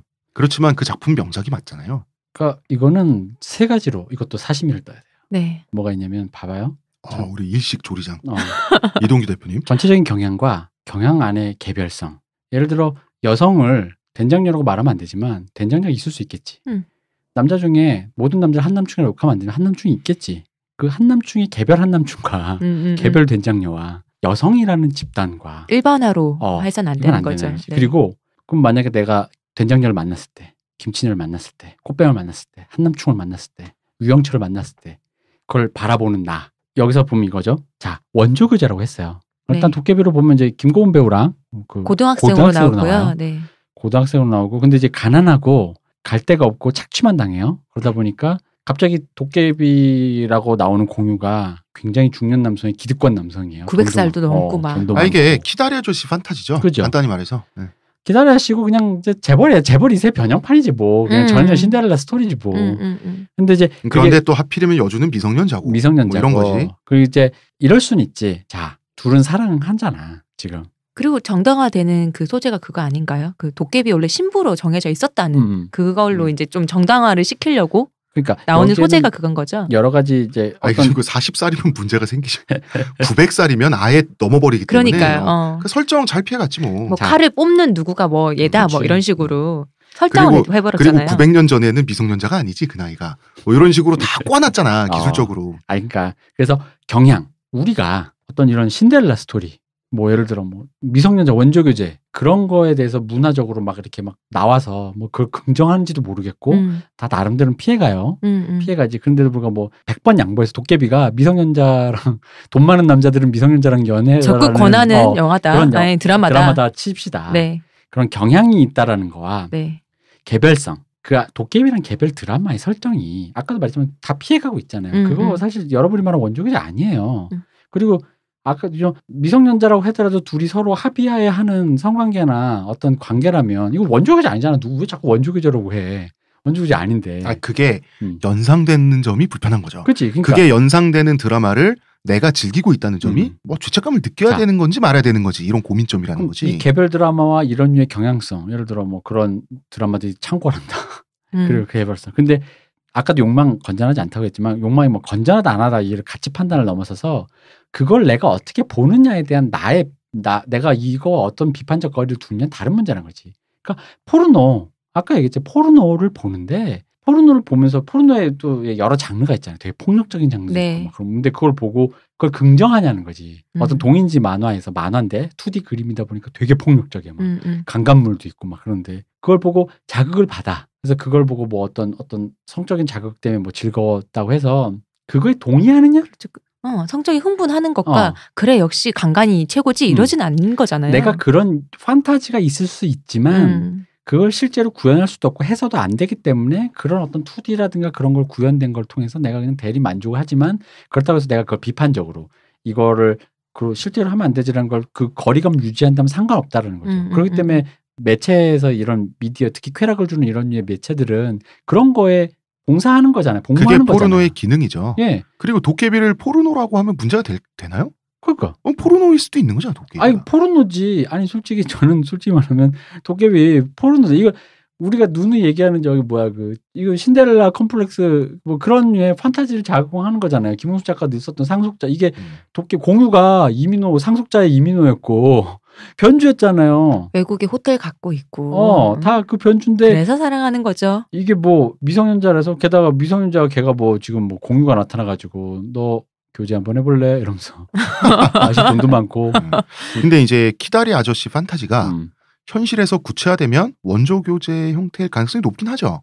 그렇긴 뭐 하죠. 그럴 수도 있지. 근데 그렇다고 그 판타지가 자동적으로 그 판타지를 구현한 포르노, 뭐 도깨비, 뭐 포르노든 드라마들 이런 이 매체들이 자동적으로 원조 교제 판타지가 돼서 비난을 받아야 될 거는 아니라는 거죠. 이게 원조 교제를 하자는 걸 긍정하자는 것도 아니고 미성년자를 그러니까 그 가정 형편이 어려운 걸 미성년자 여자애를 남자애들이 가가지고 꿰어서 꿰는데 그 꿰는 남자들에게 너는 형편이 어려운 여성을 구원해 준다라는 식으로 변명을 제공해 주는 것도 아니에요. 그냥 이것은 쾌락물이에요. 그 쾌락을 보고 즐기시면 되고 근데 이것이 그런 걸 주장하는 작품이 아니라고. 근데 여러분들 항상 보면 이게 되게 여가부스러운 얘기인데 그걸 주장한다고 생각해. 그래서 그 주장을 이걸 보면 내가 그거에 세뇌된다고 생각하는 거야. 사람들을 바보로 보는 거죠. 세뇌돼서 그렇구나. 그러니까 그 불편함의 기저가 바로 공포거든요. 그걸 보고 내가 세뇌돼서 혹은 이걸 보고 나는 안 세뇌되지만 약간 혹시나 덜 떨어진 어떤 사람이 어떤 한남충이 이걸 보고 그래. 오늘 차를 하나 리스해가지고 길거리를 배회하는 어떤 여고생 하나 잡아가지고 야 나 아저씨 이름이 도깨비인데 나랑 돈 좀 공유해볼까? 아니 근데 그거 아니라는 거지. 그래서 내가 비판적 거리를 유지하는 나와 이 작품과의 거리에 대한 얘기를 한 거잖아요. 경향과 개별인데 이 개별 작품이 그걸 주장하지 않았지 자체. 그리고 경향성 자체가 경향성도 지금 우리나라에서 누가 그걸 경향성을 주장하는 작품들이 어디 있어? 예. 도깨비는 1차원적인 쾌락을 자극하기 위해서 만들어진 콘텐츠가 맞고요. 그래서 거기에 자극 받아도 되잖아요. 내 안에 1차원성이 있어도 돼. 그렇다고 해서 내가 문제가 생기는 게 아니잖아요. 그죠. 그리고 이걸 보고 세뇌하는 것도 다만 이제 이렇게 제기하는 거는 유효하지. 예를 들어 어린 여성이 형편이 어렵고 절박하다 보니 그 여성이 그 유력자 남성에게 어떤 호감을 느끼는 게 이게 사랑일까 아닐까에 대한 거를 너무 쉽게 넘어간다라는 거. 그거 너무 캐릭터를 너무 1차원적으로 그린 거 아니냐라는 비판은 가능하지. 근데 그건 이제 작품성에 대한 비판이지. 그렇지. 작품성에 대한 비판인데 그걸 보고 예를 들어 근데 그걸 비판하신 분들 중에 몇몇 분들은 그걸 착각해. 무슨 얘기냐면 이렇게 그려놓으면 사람들이 여자애들을 그렇게 생각할 거 아니냐라는 식으로 생각하는데 그건 아니라는 거지. 왜 남들을 그렇게 자기처럼 안 보고 멍청하게 보는지 모르겠어. 남들 그렇게 멍청하지 않아요. 그리고 대부분 남들은 여러분만큼 똑똑합니다. 여고생한테 말 걸면 남자애들 대부분 보편적인 남성분들은요 5초면 털려요. 나 진짜 이 말 하고 싶어. 방심이 너네 국민들 딱 너네만큼 똑똑하다고.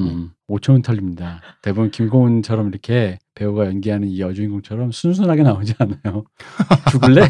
왜 여고생이 아니고요. 그런 거 봤어요. 그러니까 왜 나이 차이가 많이 나는 여성들 있잖아요. 뭐 30대 후반이나 중후반 아니 40대 초반 뭐 이런 분들이 대학생, 여학생이나 아는 뭐 문자 뭐 어쩌고 자꾸 수작을 걸면서 자꾸 도깨비 캡처를 그렇게 보낸다는 거예요. 그러니까 그게 말하면서 웃기잖아. 당신이 공유도 아니고. 그래갖고 어디 호텔은 갖고 계세요? 이런데 말이 막 여기까지 나오는 거지. 뭐 어쩌라고. 그러니까 이게 우리 수준이 이만큼 왔다고. 그러니까 자. 제가 얘기 정리해볼게요. 경향성. 이 나라의 어느 공신된 컨텐츠에서도 원조 교제를 주장하지 않아요. 경향성 없어요. 그럼 당신의 공포예요. 그냥 그거는. 있지도 않은데 지금 있다고 지금 헛걸을 보고 도깨비 본 거야 지금. 개별 작품, 이 작품은 그걸 주장하지 않아요. 됐어요. 그다음 이 작품을 보고 사람들이 그렇게 믿어가지고 날뛰면서 죽는 남자들이 여고생 사냥하러 다니지 않아요. 다 여러분만큼 똑똑합니다. 그러니까 그럼에도 불구하고 이 작품을 만약에 볼 때 그래서는 안 된다라는 거 정도는 생각하고 남들도 그러지 않을 거라는 호혜로운 생각으로 일단 얘기를 해야 되는 거. 그럼에도 불구하고 작품성에 있어서 아까 그 디테일 너무 캐릭터 1차원적이지 않냐? 그런 얘기는 할 수 있다. 근데 그런 얘기가 마치 도덕성의 얘기와는 상관이 없다. 도덕성 얘기나 남들은 나보다 무식하거나 멍청해서 이걸 보고 세뇌당해서 그럴 거다. 이런 식으로 공포라든가 이상한 서사를 상상하시면 안 돼요. 예, 도깨비 드라마를 보시면서 즐기시면 됩니다. 네, 즐거우시면 됩니다. 예, 도깨비는 여기까지. 네 번째 질문. 영화 시카리오를 다뤄달라. 근데 잠깐만. 우리 영화나 드라마 얘기가 도깨비는 그나마 시의성이 있긴 한데 네. 부산행도 그 네. 당시 개봉인데 시카리오는 사실 작년에 한참 지나간 거예요. 간단히 요거는 간단히 거의 저희가 단답을 하고 많이 그렇게 법령적으로 본 영화도 아니기도 같은데 하고. 일단 저는 시카리오를 이렇게 생각합니다. 시카리오가 어떤 영화인지는 여러분 찾아보시고요. 리얼함이 수단이 되어야지 목적이 된 게 아닌가 싶거든요. 저는. 시카리오를 보면 그러니까 이 영화가 굉장히 리얼하게 찍기 위해서 네. 현장감, 현실감을 주기 위해서 굉장히 노력했는데 노력한 건 알겠어요. 그게 현장감도 들고 정말 리얼해요. 그래서 뭐라고 하면 리얼한 걸 봤다 정도의 느낌? 저는 좀 이런 느낌을 받았다. 저는 이 영화가 일단 근데 이 영화가 찬사받았어요? 찬사받았죠. 근데 네. 두 가지로 얘기할 수 있어요. 일단 이 감독이 드네 빌레브인데 지금 헐리우드에서 가장 핫한 감독입니다. 왜냐면 연출을 잘해요. 연출을 잘한다는 건 뭐냐면 어떤 씬 예를 들어 씬에서 특히 그 고속도로 톨게이트 씬처럼 네. 어떤 목적이 있고 이 씬을 어떻게 어떤 방향으로 뭐 그게 박진감이든 공포든 간에 하겠다 하면 씬을 연출하는 방식이 굉장히 기기적이고 계산적이면서 그 계산이 굉장히 정확하다. 흔히 말하는 굉장히 계산을 정확하게 칼같이 하는. 그래서 이분이 지금 리들리 스코트의 그 블레이드 러너 네. 예, 블레이드 러너 2032년 판인가? 그 지금 리메이크판을 하신 거예요? 리메이크판이 후속편이에요. 후속판. 블레이드 러너 리얼리? 후속편이에요. 오. 그걸 후속편을 리들리 준다고? 스코트가 낙점해서 너가 연출해라 해서 찍고 계세요. 웬일이야. 그래서 뭐냐면 중간에 라이언 고슬링이 배우인데 아니 그 꼭 봐야 되잖아. 그러면. 예고편이 얼마나 가슴 설레냐면 라이언 원래 고슬링. 블레이드 러너에서 블레이드 러너인 해리슨 포드가 네. 그 여자 주인공과 도망가잖아요. 그 리플리컨트 그 사이보그인 그 여자랑 네. 도망간단 말이에요. 그러고 나서 라이언 고슬링이 해리슨 포드를 찾아내는 거야. 라이언 고슬링도 블레이드 러너니까. 내가 알기로 그래요. 그래서 예고편이 보면은 라이언 고슬링이 어딘가를 들어갔는데 이제 나이 드신 나 자꾸 아재 개그 치고 싶어. 해리슨 포드가 쳐. 딱 나와. 쳐봐요. 그 밥을 그렇게 고스란히 잘 짓는다는 그분. 그러니까 내가 저번 시간에 얘기했었는데 자꾸 하고 싶어. 아유 부장님. 근데 저는 시카리오를 보면서 그 연출 잘한다고 하셨잖아요. 네. 근데 제가 보고 느낀 거는 지루한 연출을 음악으로 잘 덮었다. 아 그래요? 네, 그런 생각이 들었거든요. 그러니까 그 지루함이 의도된 지루함이잖아요. 그러니까 맞아요. 의도된 지루함을. 근데 이게 지루하지 않게 음악으로 현실감을 되게 주려고. 잘 덮었다는 생각이 그래서 나는 들더라고요. 그런 생각이 드는 거야. 현실감을 주는데 성공하면 되네. 약간 자기 그 씬을 만들어내는 대표님 그런 씬을 만들어내는 이 사람이 자기 테크니션으로서 고도의 테크니션으로서 어떻게 보면 과시를 하기 위해서 만들어진 영화인가? 이런 생각도 드는 거야. 음악이 그 주제도 막 둥둥둥둥 하면서 뭐 주제, 있을 것처럼 하는데 사실 주제 내용 너무 식상하고 아무것도 없어. 그 여주인공이 왜 주인공이어야 되는지도 모르겠고. 내 말이 에밀리 블런트 극단식으로 쓸 거면 쓰지 말라고. 그러니까 일단 고속도로 씬만 잠깐 얘기를 해보자면 고속도로에서 총 맞을 때 그 샷 하나 연결 붙여놓은 거를 한번 천천히 보세요. 굉장합니다. 진짜 그 정도까지 잘 만들어내고 특히 그 에밀리 블런트 차 안에 있다가 네. 뒤에서 경찰이 자기 총 쏠 때 백밀러로 보고 그걸 피하면서 뒤돌아 자는 장면이 네. 이게 영화에서 이제 180도라 그래요. 그러니까 뭐냐면 사람과 사람이 쳐다볼 때 가상의 예를 들어 저랑 시온님 마주보고 대화를 하면 시온님과 저를 선으로 연결하면 네. 한 선이 있잖아요. 네, 네. 그럼 예를 들어 제 오른쪽 어깨에서 오른쪽 오는 어깨를 카메라? 걸고 시온님을 찍으면 이 카메라는 제 왼쪽으로 넘어가면 안 돼요. 가상의 선이 있어. 근데 왼쪽으로 넘어갈 때가 있어요. 보는 시각 때문에. 안 그러면 공간을 헷갈려 사람들이. 네. 저 사람이 마주보고 얘기하는 게 아닌가? 뭐 이런 식으로 했는데 근데 카메라가 180도 넘어가는 순간들이 있어요. 그거는 어떤 극적인 효과라든가 공간이 확실하다든가 어떤 여러 가지인데 이 사람이 영화를 얼마나 잘하냐면 그 180도를 틀기 위해서 거울은 반대로 보이잖아. 그 거울에 백미러로 보이는 거. 근데 그래서 에밀리 블런트 뒤를 도는 순간 이 180도가 꺾여버리는데 네. 거기서 총이 날라오고 피하고 한 그걸 순간 샷을 타타타 끊어놨는데 너무 연출을 기계적으로 잘한 거예요. 그러니까 이 사람은 진짜 계산에 있어서는 거의 스페셜리스트다. 그러니까 저는 사실 시카리오라는 영화를 그렇게 좋게 보지는 않았지만 그런 씬의 감상의 측면에서는 대단하다. 그러니까 이렇게 연출하는 사람 몇몇 없습니다. 이런 의미로서 굉장한 인재가 나타났다는데 다 이제 그다음 비판하는 점은 왜 시나리오가 빵꾸가 났냐면 이런 그러니까 그 시나리오 엉성한 거 아니에요? 엉성합니다. 왜냐하면 이 시나리오는 이런 류의 구조는 많아요. 그러니까 어떤 이 세계의 뉴비가 들어와서 네가 생각한 것보다 생각한 것 이상의 지옥이다, 뭐 혹은 천국이다라는 거. 이 세계를 이 사람의 시선을 통해서 묘사해 주는 거라면. 근데 시카리오를 예를 들면 시카리오는 그 도시나 그거가 지옥이다 이거야. 그러니까 너가 지금 미국 시민으로서 뭐 너 좀 FBI 뭐 폭탄 처리도 하고 뭐 네가 뭐 대단한 좀 나간다고 너 정말 아니야. 너는 아무것도 아니야. 마치 저기 그 UDT 아저씨가 저기 이렇게 방위한테 앉혀놓고 야. 군대야 방위가 군대냐 뭐 이런 방위가 총을 쏴봤죠. 얼마나 쏴봤어. 방위도 파리가 뭐 세다 뭐 이런 식으로 이런 얘기 하는 것처럼 그런 예 어떤 이 에밀리 블런트 시선으로 그 이민국 그 멕시코와 미국 사이의 그 긴장 관계 속에서 오는 그 어떤 이 세계가 얼마나 지옥 같은가를 보여준단 말이죠. 근데 좋아. 거기까지 오케이. 이건 의도야. 근데 그런 플롯이라는 거지. 영화가. 그런 플롯이에요. 근데 잘 생각해 보세요. 그럼 이제 이 에밀리 블런트 시선을 통해서 봐야 되잖아. 근데 잘 봐. 에밀리 블런트는 이 감독이 보여준 지옥을 다 목격을 못 해요. 맞아요. 첫째, 그 우리 그 베네치오 델 토로가 나타나서 그 걔 불나고 이상한 생수통 하나 들고 와서 고문을 할 것 같은 느낌으로 뉘앙스 보여주잖아요. 네. 고문을 했겠지. 이 고문을 한다는 건 뭐야? 그 에밀리 블런트 입장에서는 인권, 그러니까 우리가 흔히 말하는 그 왜 사법제도에서 인권 보장 있을 수 없는 일이잖아요. 있을 수 없는 거잖아요. 근데 하잖아.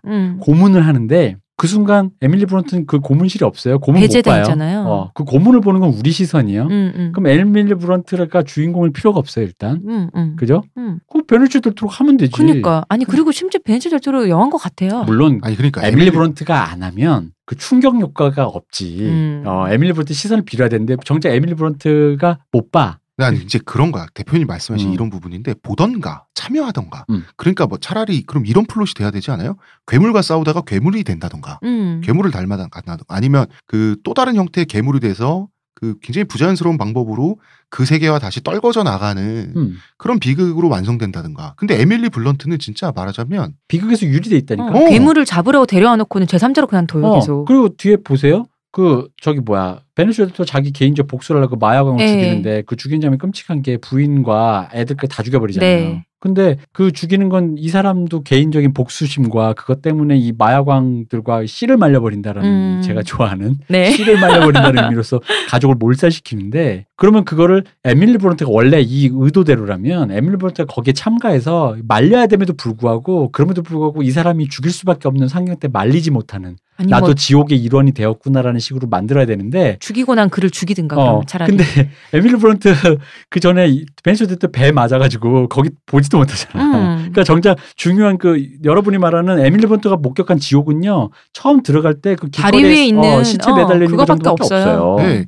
난 그래서 그 배 맞고 기절했을 때 다시 깨어나서 갈 줄 알았거든요 당연히. 그러니까. 근데 계속 누워 있는 거예요. 그러다 없다 보니까 그럼 마지막 장면에 베네치오 델 토로가 찾아와서 총 된 다음에 너가 뭘 봤다 어쩌고 막 하는데 거기서 왜 그 에밀리보다 부들부들 떨잖아요. 엄청 불쾌했어. 그래서. 그러니까 부들부들 떠는 장면이 감정적으로 이해가 안 된다고. 너가 뭘 봤는데 뭘 왜 부들부들 떠는 거야? 그럼 배가 너무 아팠나? 그러니까 그거밖에 없어. 솔직히 말하면 거기서 부들부들 떠는 건 이 새끼 네가 왜 내 배 때려? 핵주먹이구나. 뭐 이런 거잖아. 그거밖에 없어요.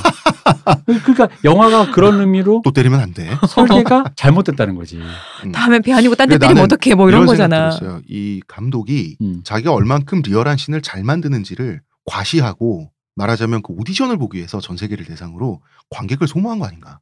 뭐 근데 나는 그러니까 내가 너무 나쁘게 해석한 것 같은데 근데 사실 그런 혐의 때문에 나는 뭔가 불편한 거야. 그러니까 저는 그냥 시나리오를 잘못 썼는데 연출력으로 덮다 보니까 영화 자체가 너무 그럴듯한 거야. 막상 보고 나면은. 근데 대표님 말씀대로라면 감독이 하드캐리한 거고. 그렇죠. 그러니까 시나리오가 형편없는 시나리오를 감독이 어마어마한 진짜 뭐 초식으로 화려함으로 다 덮은 거예요. 근데 음악도 되게 잘 썼어요. 그러니까 그런 음악 잘 쓴 거 인정. 음향을 진짜 잘 썼어요. 음향은 정말 대단했어요. 그런 연출들, 그런 전개들 모두 좋았습니다. 그러니까 그런 기술적인 면으로서 그래서 이 사람의 다음 작품, 이분의 전 작품이 있어요.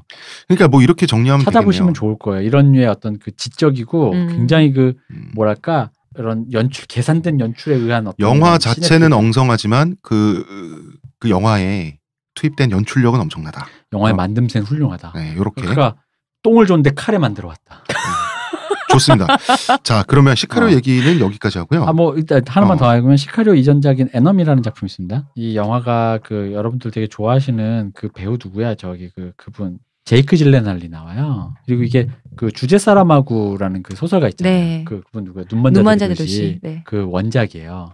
근데 되게 흥미로워 영화가. 그러니까 자기랑 똑같은 도플갱어를 만나서 변화되는 어떤 얘기인데 되게 흥미롭고 이 감독이 정말 연출을 잘하는 사람이다라는 거. 또 관전 포인트 요거 하나 더 드릴게요. 이분이 영화 감독 중엔 요즘은 이제 흔히 없지만 본능적인 영화 감독이 있고 지적인 영화 감독이 있어요. 본능적인 영화 감독님은 사실 요즘엔 잘 안 계세요. 예를 들면 예전에는? 예를 들면 예전에는 구로사와 아키라라든가 아니면 배틀로얄을 찍으셨던 후카사쿠 킨지라든가 어떤 그런 옛 영화 감독님. 그러니까 영화 시네필로 공부하신 게 아니라 영화 현장에서 본능적으로 그 감을 체득하시다 보니까 이분들은 영화를 보면 기세가 있어요. 막 사람을 막 카리스마가 있는 거지. 근데 지적으로 접근하는 사람들은 이렇게 되게 계산적이면서 그 계산이 치밀하게 영화의 한 장면 한 장면이 치밀하게 막 연출되니까 빠져들게 만드는 구도도 막 정확하게 계산돼 있고 근데 그 계산하는 이 감독의 재능을 엿볼 수 있다. 그래서 아마 이게 마음에 드셨다면 저는 오히려 에너미가 훨씬 더 영화적으로 좋았습니다. 그러니까 한번 보시면 좋을 것 같아요. 에너미라는 영화를 추천하시면서 네. 시카리오 얘기를 여기까지 하고요. 5번째 질문입니다. 탈모 생기면 고민을 왜 하나요? 그냥 가봤으면 되잖아요. 이거는 작가님 말고는 설명해 줄 사람이 없겠는데요. 이빨이 없어져도 임플란트 하면 됩니다. 다리 없어져도 의족 달면 돼요. 눈 나빠져도 안경과 콘택트 렌즈가 있는 세상이죠. 오케이. 라식해도 돼요. 근데 가발은 비용, 불편한 자존감 면에서 훨씬 단점이 많죠. 그렇잖아. 당뇨에 걸려도 인슐린 있으니까 오케이예요. 술과 단 음식 안 먹으면 그만이지 뭐. 뭐 어때? 인슐린 맞으면 되지. 하루에 한 번씩. 그래도 그때 탈모는 질병이 아니잖아요. 그러니까 이게 건강과 신체를 직결된 잃는 것도 아니고. 건강과 직결된 문제가 아니다 보니까 간단히 생각을 하시는 것 같아요. 질문자께서는 혹시 뭐 이런 경우 있죠. 본인의 얼굴이 굉장히 못생겨지는 거야. 아주. 출액으로 된다. 그래서 바깥에서는 다른 얼굴 모양 혹은 뭐 지금 얼굴 모양 가면을 쓰고 다녀야 된다고 생각해 보세요. 이게 아무런 문제도 아니란 건가? 못생긴 본 모습을 숨기기 위해 세수도 마음대로 못하고 회사 화장실 같은 데 숨어가지고 가면을 벗고 막 세면대에서 막 빨고 말리고 다시 쓰고 나오고 이런다고 생각을 해보라고. 이게 왜 아무 문제도 아니야. 그냥 가발 쓰면 돼. 그냥 가면 쓰고 다니면 되지. 이런 문제입니다. 그래서 탈모 생기면 당연히 고민을 하죠. 가발 쓰는 거 자존감에도 문제 있고요. 불편하고요. 비용도 있고요. 그리고 가발을 24시간 쓰고 있을 수는 없어요. 그래서 사랑하는 여성이 생긴다면 자기의 벗은 머리를 언젠가는 들키게 돼 있습니다. 속이든. 제가 어디 다큐를 봤는데 그 가발 쓰시는 남성분이 딱 한 번, 몇 번밖에 못 봤다고 부인도 계속 대단하시다. 그 관리를 해서 계속 쓰고 있는 모습을 보여준다고 그런 분을 제가 봤어요. 화장하는 와이프 같은 느낌이다. 그리고 요즘 의족이 얼마나 잘 나오냐면 왜 그런 거 있잖아요. 그 왜 살인 사건으로 이제 막 재판받고 있는 그 남아프리카 공화국의 의족단 육산 선수 그 의족이 달릴 때 효과가 더 그 에너지 효율이 좋을 정도예요. 요새 의족이 너무 잘 나가지고. 킹스맨 생각해 보시면. 그러니까 의족을 달고 있는 것도 건강에 아무런 문제가 없어요. 잘 관리만 하면. 그럼 그 다리가 예를 들어서 이렇게 썩어 문드러지면 치료할 필요가 어딨어. 그냥 톱으로 자르면 되지. 그러니까 이게 탈모 생기면 고민을 왜 하나요? 그냥 가봤으면 되잖아요. 이 질문 자체가 뭐랄까 이게 말이 안 되는트가 말이 안 돼. 그 진짜 그거야. 그런가? 이게 그런 건가? 빵이 없는데 뭐 고민이세요? 진짜 이게 탈모 있는 분들한테 정말 황당한 질문입니다. 이런 건가요? 그렇습니다. 그래서 이게 건강과 직결되지 않다 보니까 쉽게 생각할 수 있는데 다른 분들이 또 희화화되게 생각하다 보니까. 근데 이제 입장을 바꿔보면 본인의 외모가 굉장히 취해진다고 생각해봐. 건강과 직결되지 않고 그리고 본인이 그 외모를 숨기고 살아야 된다고 생각해봐. 밖에서 안절부절하면서 안 숨기고 살면 되죠? 겁니다. 뭐 이거잖아요. 잘 숨기세요. 뭐 이런 문제이기 때문에 하여튼 이렇게 탈모가 제3의 젠더다. 이렇게 잠깐만 그러면 이제 그 질문자의 어떤 그 무신경함을 비난하고 있다. 뭐 이렇게 우리가 이해해야 되는 겁니까? 그렇습니다. 저는 비난하겠습니다. 네. 6번째 질문입니다. 신해철에 대해 얘기해 주세요. 제 베프가 네. 한때 신해철 팬클럽 부회장이었습니다. 오, 그래요? 저는 이 친구한테 이끌려가지고 그 신해철 단독 공연도 가봤고요. 넥스트 공연도 가봤어요. 옛날에 그 넥스트 리더였을 때. 글쎄요, 저는 뭐 이 사람의 음악 세계도 굉장히 방대하잖아요. 방대하죠. 작품도 많고 무슨 얘기를 어떻게 해야 될지 모르겠는데 그냥 제 느낌만 가지고 얘기를 할게요. 저부터. 네. 그러니까 자신의 철학을 대중에게 강연하는 아티스트의 어떤 기믹을 갖고 있잖아요. 근데 또 이분은 또 TV와 대중예술의 장르로 또 의존하는 분이잖아요. 네. 그러니까 필연적으로 뭔가 좀 덜그덕거리는 느낌이에요. 예를 들면 이분 노래 중에 Turn off the TV라는 곡이 있어요. 네. TV 그 바보 상자니까 꺼라 이러면서 그 TV 문화 자체를 비판하는. 근데 자기도 TV를 통한 스타예요. 그런 면에서 아이돌이나 상업 광고 등의 어떤 이런 자본주의적이고 대중적인 시스템을 또 인정해요. 그 또 인정해야 되잖아. 인정하는 게 또 세련된 거야. 그래서 자기는 아이돌 여성 걸그룹 팬이라는 얘기를 굉장히 의식적으로 이분 또 하고 다녔어요. 네. 근데 또 한편으로는 소위 말하는 이 생각 있어 보이는 가사로 대중문화 비판해야 되잖아. 자기는 또 교주잖아. 그러니까 대중의 수준을 넘어서는 것을 보여주는 대중성, 이런 그 덜그덕거리는 걸 어필해야 된다는 거지. 이분은 생전에 그랬단 말이죠. 근데 이 덜그덕거림을 가장 세련되게 해결했던 일이 제 생각에는 안녕 프란체스카에 나왔던 거예요. 여기서 앙드레 대교주로 나와서 스스로를 패러디했잖아요. 굉장히 괜찮은 셀프 패러디였어요. 재밌었고 마왕이었으니까 별명이. 우스운 그래서. 마왕으로 나왔잖아. 그거는 굉장히 홈런이었다. 이런 생각이 들고. 뭐 어때요? 대표님 생각하시기에 이분은 뭐 짧게 말하면 어떤 아티스트? 일단 여러 가지 관점으로 얘기할 수 있는데 일단 저 개인적인 경험에 비춘 하나의 관점을 먼저 얘기해 보자면 적어도 신해철이라는 존재는 한국 락 팬들에게 뭐 모르겠어요. 저는 그랬어요. 1세기의 컴플렉스를 벗게 해준 사람이다. 저는 동의합니다. 심지어 신해철의 곡이 그 스웨덴 그 락 밴드에 의해서 표절되기도 하고 그렇죠. 그 스웨덴 역으로 영국 주다스 프리스트가 표절을 했습니다. 주다스 프리스트는 책에 나오는 밴드인데 그러다 보니까 영국인가요? 네. 위대한 밴드가 내 표절이니까 그건 그분에 대한 리스펙트로 나는 얘기하지 않는다. 아마 그럴 수 있죠. 그분들이 또 그런 얄팍한 밴드가 아니라 그건 원작자 맘이지. 하다 보니까. 그러니까 그 봐주고 안 봐주고 원작자 맘이니까. 표절이란 건 재산권의 문제이기 때문에 도덕성과는 저는 개인적으로 그 도덕과는 별 의미가 없어요. 솔직히 말하면. 왜냐하면 남의 관심법이니까 우리가 그 관심법을 알 수가 없는데 그걸 도덕의 잣대로 표현할 수가 없어 라고 생각을 합니다. 저는. 왜냐하면 방구석에서 이걸 아무것도 모를 거야. 난 뺏겼을까. 후후후. 이건 남의 재산이 이런 마음을 품었다라고 그걸 내가 확인해야지만 도덕적 비난이 가능한데 그걸 내가 모르잖아. 그리고 이것은 되게 자본주의적 관점이에요. 남의 사유재산적 관점인 건지 어떤 그러니까 도덕과는 별 신해철의 재산권 행사의 자유의지의 문제였다. 네, 그렇죠. 이렇게 일단 보고요. 그렇습니다. 표절은 나중에 다시 한번 얘기를 저희가 다뤄볼게요. 네. 어쨌든 1세기 컴플렉스를 1세기 컴플렉스 여러 가지 있어요. 그 주로 헤비메탈에 관련돼서 그런 락적인 의미의 그런 좀 괜찮은 퀄리티의 작곡, 괜찮은 사운드, 괜찮은 연주력이 이 3박자. 근데 처음엔 연주력이 참 안 됐어. 연주를 못하는 거야. 와 이런 속조 못하는 거야. 왜 이런 드럼 못 치는 거야. 그리고 다음에 사운드. 야 왜 저런 밴드처럼 저런 소리 못 내냐. 저런 거 못하냐. 그리고 노래를 만들면 노래가 가요야. 이게 다 됐는데 그렇죠. 다 락인데 다 사운드도 락인데 노래는 가요인 거야.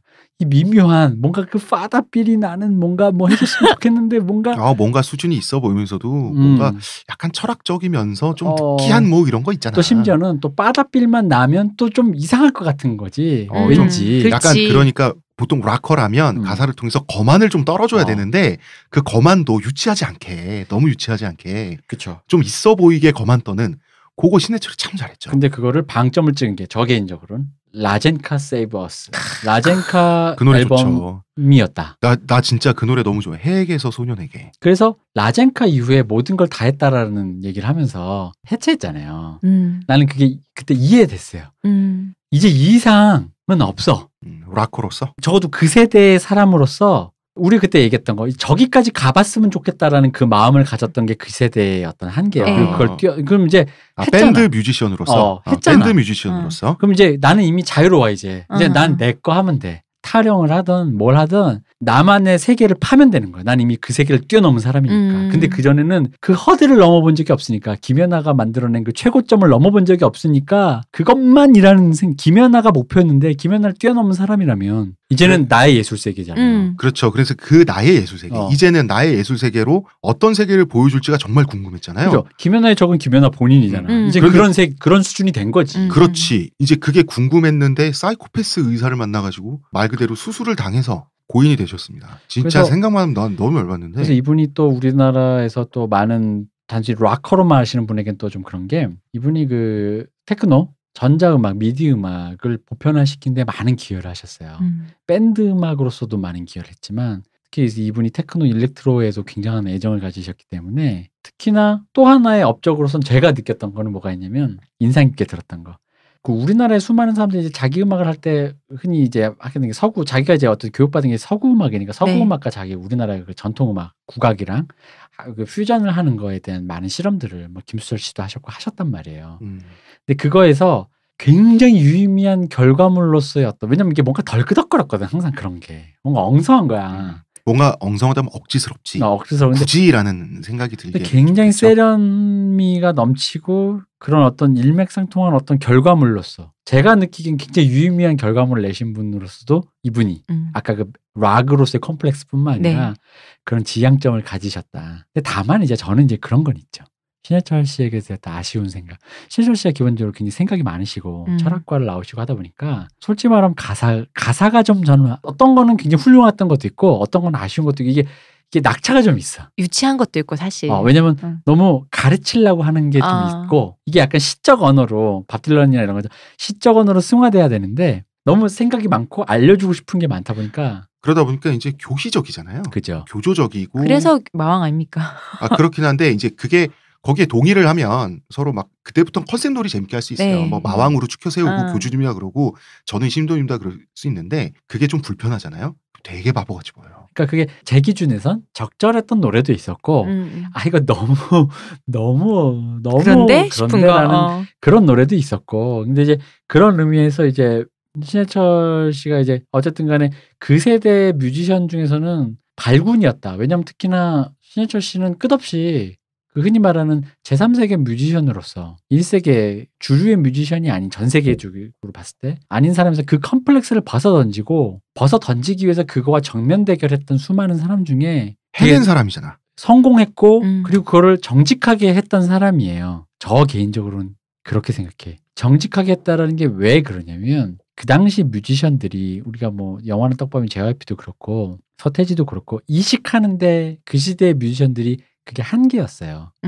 제 개인적인 생각입니다. 그냥 이식하기도 바빴죠. 아까도 얘기했죠. 그것만 가봤으면 가보기만 해도 좋겠다는 했으니까 그걸 비난하는 건 아니에요. 근데 거기서 그걸 가보고 심지어 그걸 뛰어넘고 싶다라는 그 상상력까지 그리고 그거에 대해서 좀 더 되게 눈물겹게 노력했다라는 게 나는 신해철에게 느끼는 어떤 개인적인 애정과 소회라는 거지. 눈물겹게 노력했는데 노력도 노력이고 또 천재성도 있어서 눈물겹게 노력해서 멋지게 성공했잖아요. 엄청났죠. 왜냐하면 그가 실제로 메탈 동호회라든가 이런 그 흔히 말하는 하이텐의 그런 사례 통신 동호회에서 락 동호회에서 했던 애들이 말했던 수많은 지적들 그런 걸 다 수렴한 결과물이에요. 그 라젠카가. 왜 기타 톤이 이거냐, 드럼은 왜 이렇게 못 치냐, 속주는 왜 이렇게 안 되냐, 애들이 왜 그 매니아들이 흔히 말하는 그 고나리질 있잖아. 정말 말 그대로 실력으로 다 보여준 거죠. 나노 분석. 그래서 알았어. 그게 우리의 그러니까 왜냐면 그분도 동의한 거지. 이게 우리의 컴플렉스의 요체라는 거야. 그렇지. 왜냐면 그들이 말한 게 좀 바보 같을지라도 그들이 말하는 그걸 모아 보면 이게 우리의 컴플렉스 요체인 거예요. 우리가 서구 음악에 느끼는 적어도 그 서구 락이라고 친다면. 그러니까 이런 접근 방법이 왜 컴플렉스를 느낄 필요가 없어가 아니라 알았어. 컴플렉스 안 느끼게 해줄게. 그럼 우리는 일단 거기까지 가보자. 이거 다 하면 안 느끼는 거지. 좋아. 그럼 이걸 다 할게. 다 해서 그거 해보자. 했어. 하는 순간 나 진짜 어느 정도였냐면 그 라젠카 앨범을 전체를 다 들었을 때 진짜 거짓말하고 어마어마한 해방감을 느꼈어요. 이제 됐어요. 너희들은 진짜 어떠냐면 진짜 마왕이 너희들은 이제 너희가 하고 싶은 거 해. 이제 우리 됐어. 우리 이제 한국 음악 수준 문제는 없어. 그런 컴플렉스 필요 없고 이제 그런 기타 톤도 나오고 그렇게 드럼 하면 돼. 네 거 해 이제. 네 거 하면 되지. 네 거 아닌 걸 해보려고. 뭐 예를 들어 뭐 32분 음표를 못 치면 더 이상 기타리스트가 아니야. 이딴 소리 하지 말라는 거지. 그런 거 할 필요 없고 네 거 하라고. 이제는 그거를 심어준 사람이에요. 그래서 그런 의미에서 굉장했고 저는 그런 의미에서는 조금은 서태지보단 높게 봐요. 왜냐면 저는 솔직히 말하면요 많이 높게 봅니다. 서태지보다. 네, 뭐 저는 죄송합니다, 서태지 팬분 여러분. 제 개인적인 생각입니다. 높게 봅니다. 그러니까 시대를 열어젖힌 인물로서의 서태지는 위대합니다만은 그가 해냈던 어떤 방법론적인 그 가치를 봤을 때 신해철이 좀 더 그러니까 정면승부였고, 그리고 그 솔직히 말하면 그 정면승부라는 게 왜 제가 정면승부라 얘기하냐면 그가 라젠카로 성공하기 전까지 그 사이사이 그 처절한 실패의 역사가 있어요. 하려는데 안 됐다. 이게 좀 그랬다. 조금 아쉬웠다. 오글거렸다. 왜냐면 그가 정말 천재의 역사로서 완성된 결과물로서 뭐 김연아처럼 막 무슨 뭐 금메달만 따면서 온 게 아니란 말이에요. 그래서 저는 신해철이 아마 우리에게는 아마 컴플렉스를 씻어준 엄청난 위대한 뮤지션이고, 다만 그 사람이 그 이후를 볼 수 없고 되게 속절없이 그러니까요. 허망하게 게 조금 아쉽고, 그 사실 그 뭐죠? 그 민물장어 노래 제목이 민물장어의 꿈. 민물장어의 꿈. 예. 나 반기문 생각했어. 어떡하지? 좀 좋아. 반기문은 기름장어고. 나 너무 웃긴 거야. 나 뉴스 그만 봐야겠어. 일본의 정치쇼 프로그램에서 한국 대선 후보들 이렇게 하면서 밑에 이제 별명을 하는데, 내가 아는 그 운학이라고 돼 있는 거야. 반기문. 운학이라고 돼 있어. 장어라고. 운학이 맞지 뭐. 운학이 또 그 영화 제목도 운학이가 있죠. 일본 영화. 네. 근데 조금 많이 나는 이제 안타깝기도 하고, 신해철 정도 되는 사람은 우리나라 한국 사회의 문화적인 자산이잖아요. 네. 정말 그렇게 죽었을 때 이 진짜 그 부도덕한 의사, 의료집 그 뺏긴 느낌이 드는 거예요. 물론 신해철 유가족분들에게는 이런 식의 좀 이렇게 불편할 수 있지만 제 팬으로서 뺏긴 느낌이 드는 거예요. 문화적 자산. 그분들은 더 하시겠죠. 강탈당한 느낌이 드는 거예요. 저는 근데 솔직히 또 좀 약간 다른 얘기를 좀 하자면, 신해철 씨가 훌륭한 뮤지션인 건 맞지만 신해철 씨가 보여준 여러 모습이 아까 이제 요 얘기 덜그덕거렸잖아요. 예를 들어 그가 그거는 대표님도 동의를 하시는 건가요? 그 예를 들어 그 입시학원 광고를 뭐 그런 거지. 그가 덜그덕거렸던 그 모습에 대한 거에 대한 비판과, 근데 그게 이제 그 사람을 상징하는 어떤 여러 가지 입체적인 모습이라는 거죠. 그가 성공한 모습만이 아니라 실수하거나 헛발질한 모습까지 다 담아서, 근데 이제 신해철이 이렇게 좀 속절없이 가다 보니까, 신해철이 너무 신격화되다 보니까 우리나라의 분위기가 늘 그렇듯이 신해철에게도 그런 덜그덕거리는 얘기를 조차 할 수 없는 분위기가 된 게 있어요. 불경해지죠. 그런 얘기는 당연히 할 수가 있어야지. 불경해진 느낌이 있는 거예요. 그래서 뭐 신해철이 옛날에 뭐 이런 얘기를 했다라든가 저런 얘기를 했다라든가 덜그덕거린다든가 좀 이래 보인다든가 얘기를 하면은 이상한 사람 되는 거야. 심지어 신해철을 미워하면 노무현을 미워하고 반기문을 안 찍는 새누리당 지지자 같은 사람이 되는 느낌인 거지.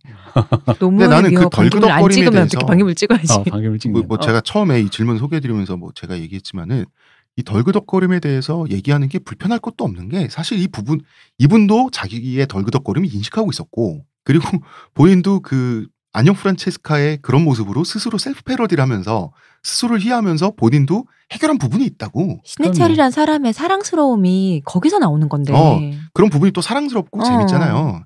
이분은 솔직했는데 이분의 욕망이 둘 다였어요. 음악을 밥벌이로 하고 싶다는 욕망 때문에 그 와중에는 자기가 살아남아야 한다라는 음악인으로서, 그 직업인 음악인으로서의 고민과, 그럼에도 불구하고 자기가 추구하는 이상형, 이데아, 그것이 뭐 1세기 락에 대한 열망이든 뭐 테크노에 대한 열망이든 좋은 아티스트로서 위대함이든, 그리고 막 대중을 가르치고 싶은 그 욕구, 그런 것들이 엉켜 있는 거고, 그 와중에서 그가 선택한 여러 가지 길, 아이돌로서의 모습이었다든가 대중적인 밴드, 그럼에도부터 사회지향적인 모습, 근데 그 모습이 어느 순간 함께 나왔을 때 부딪혀서 모순되는 지점도 있었다는 거죠. 그리고 자기 스스로 자기가 생각하는 거가 약간 허점이 나왔을 때, 전주로 입시 광고 찍었을 때 그 부분이 제일 걸린다고 생각해요. 그런 것들이 나왔었다라는 거지. 그리고 이분이 그런 여러 가지 모습을 보였던, 근데 사실 풍운아였어요. 맞아요. 진짜 딱 맞는 표현이다. 그런 의미로, 왜냐면 이렇게까지 솔직하게 우리에게 보여준 사람이 잘 없어요. 그리고 아티스트가 실제 대중과 이렇게까지 첨예하게 대립하거나 이끌어가면서 결과물을 보여주는 사람, 대부분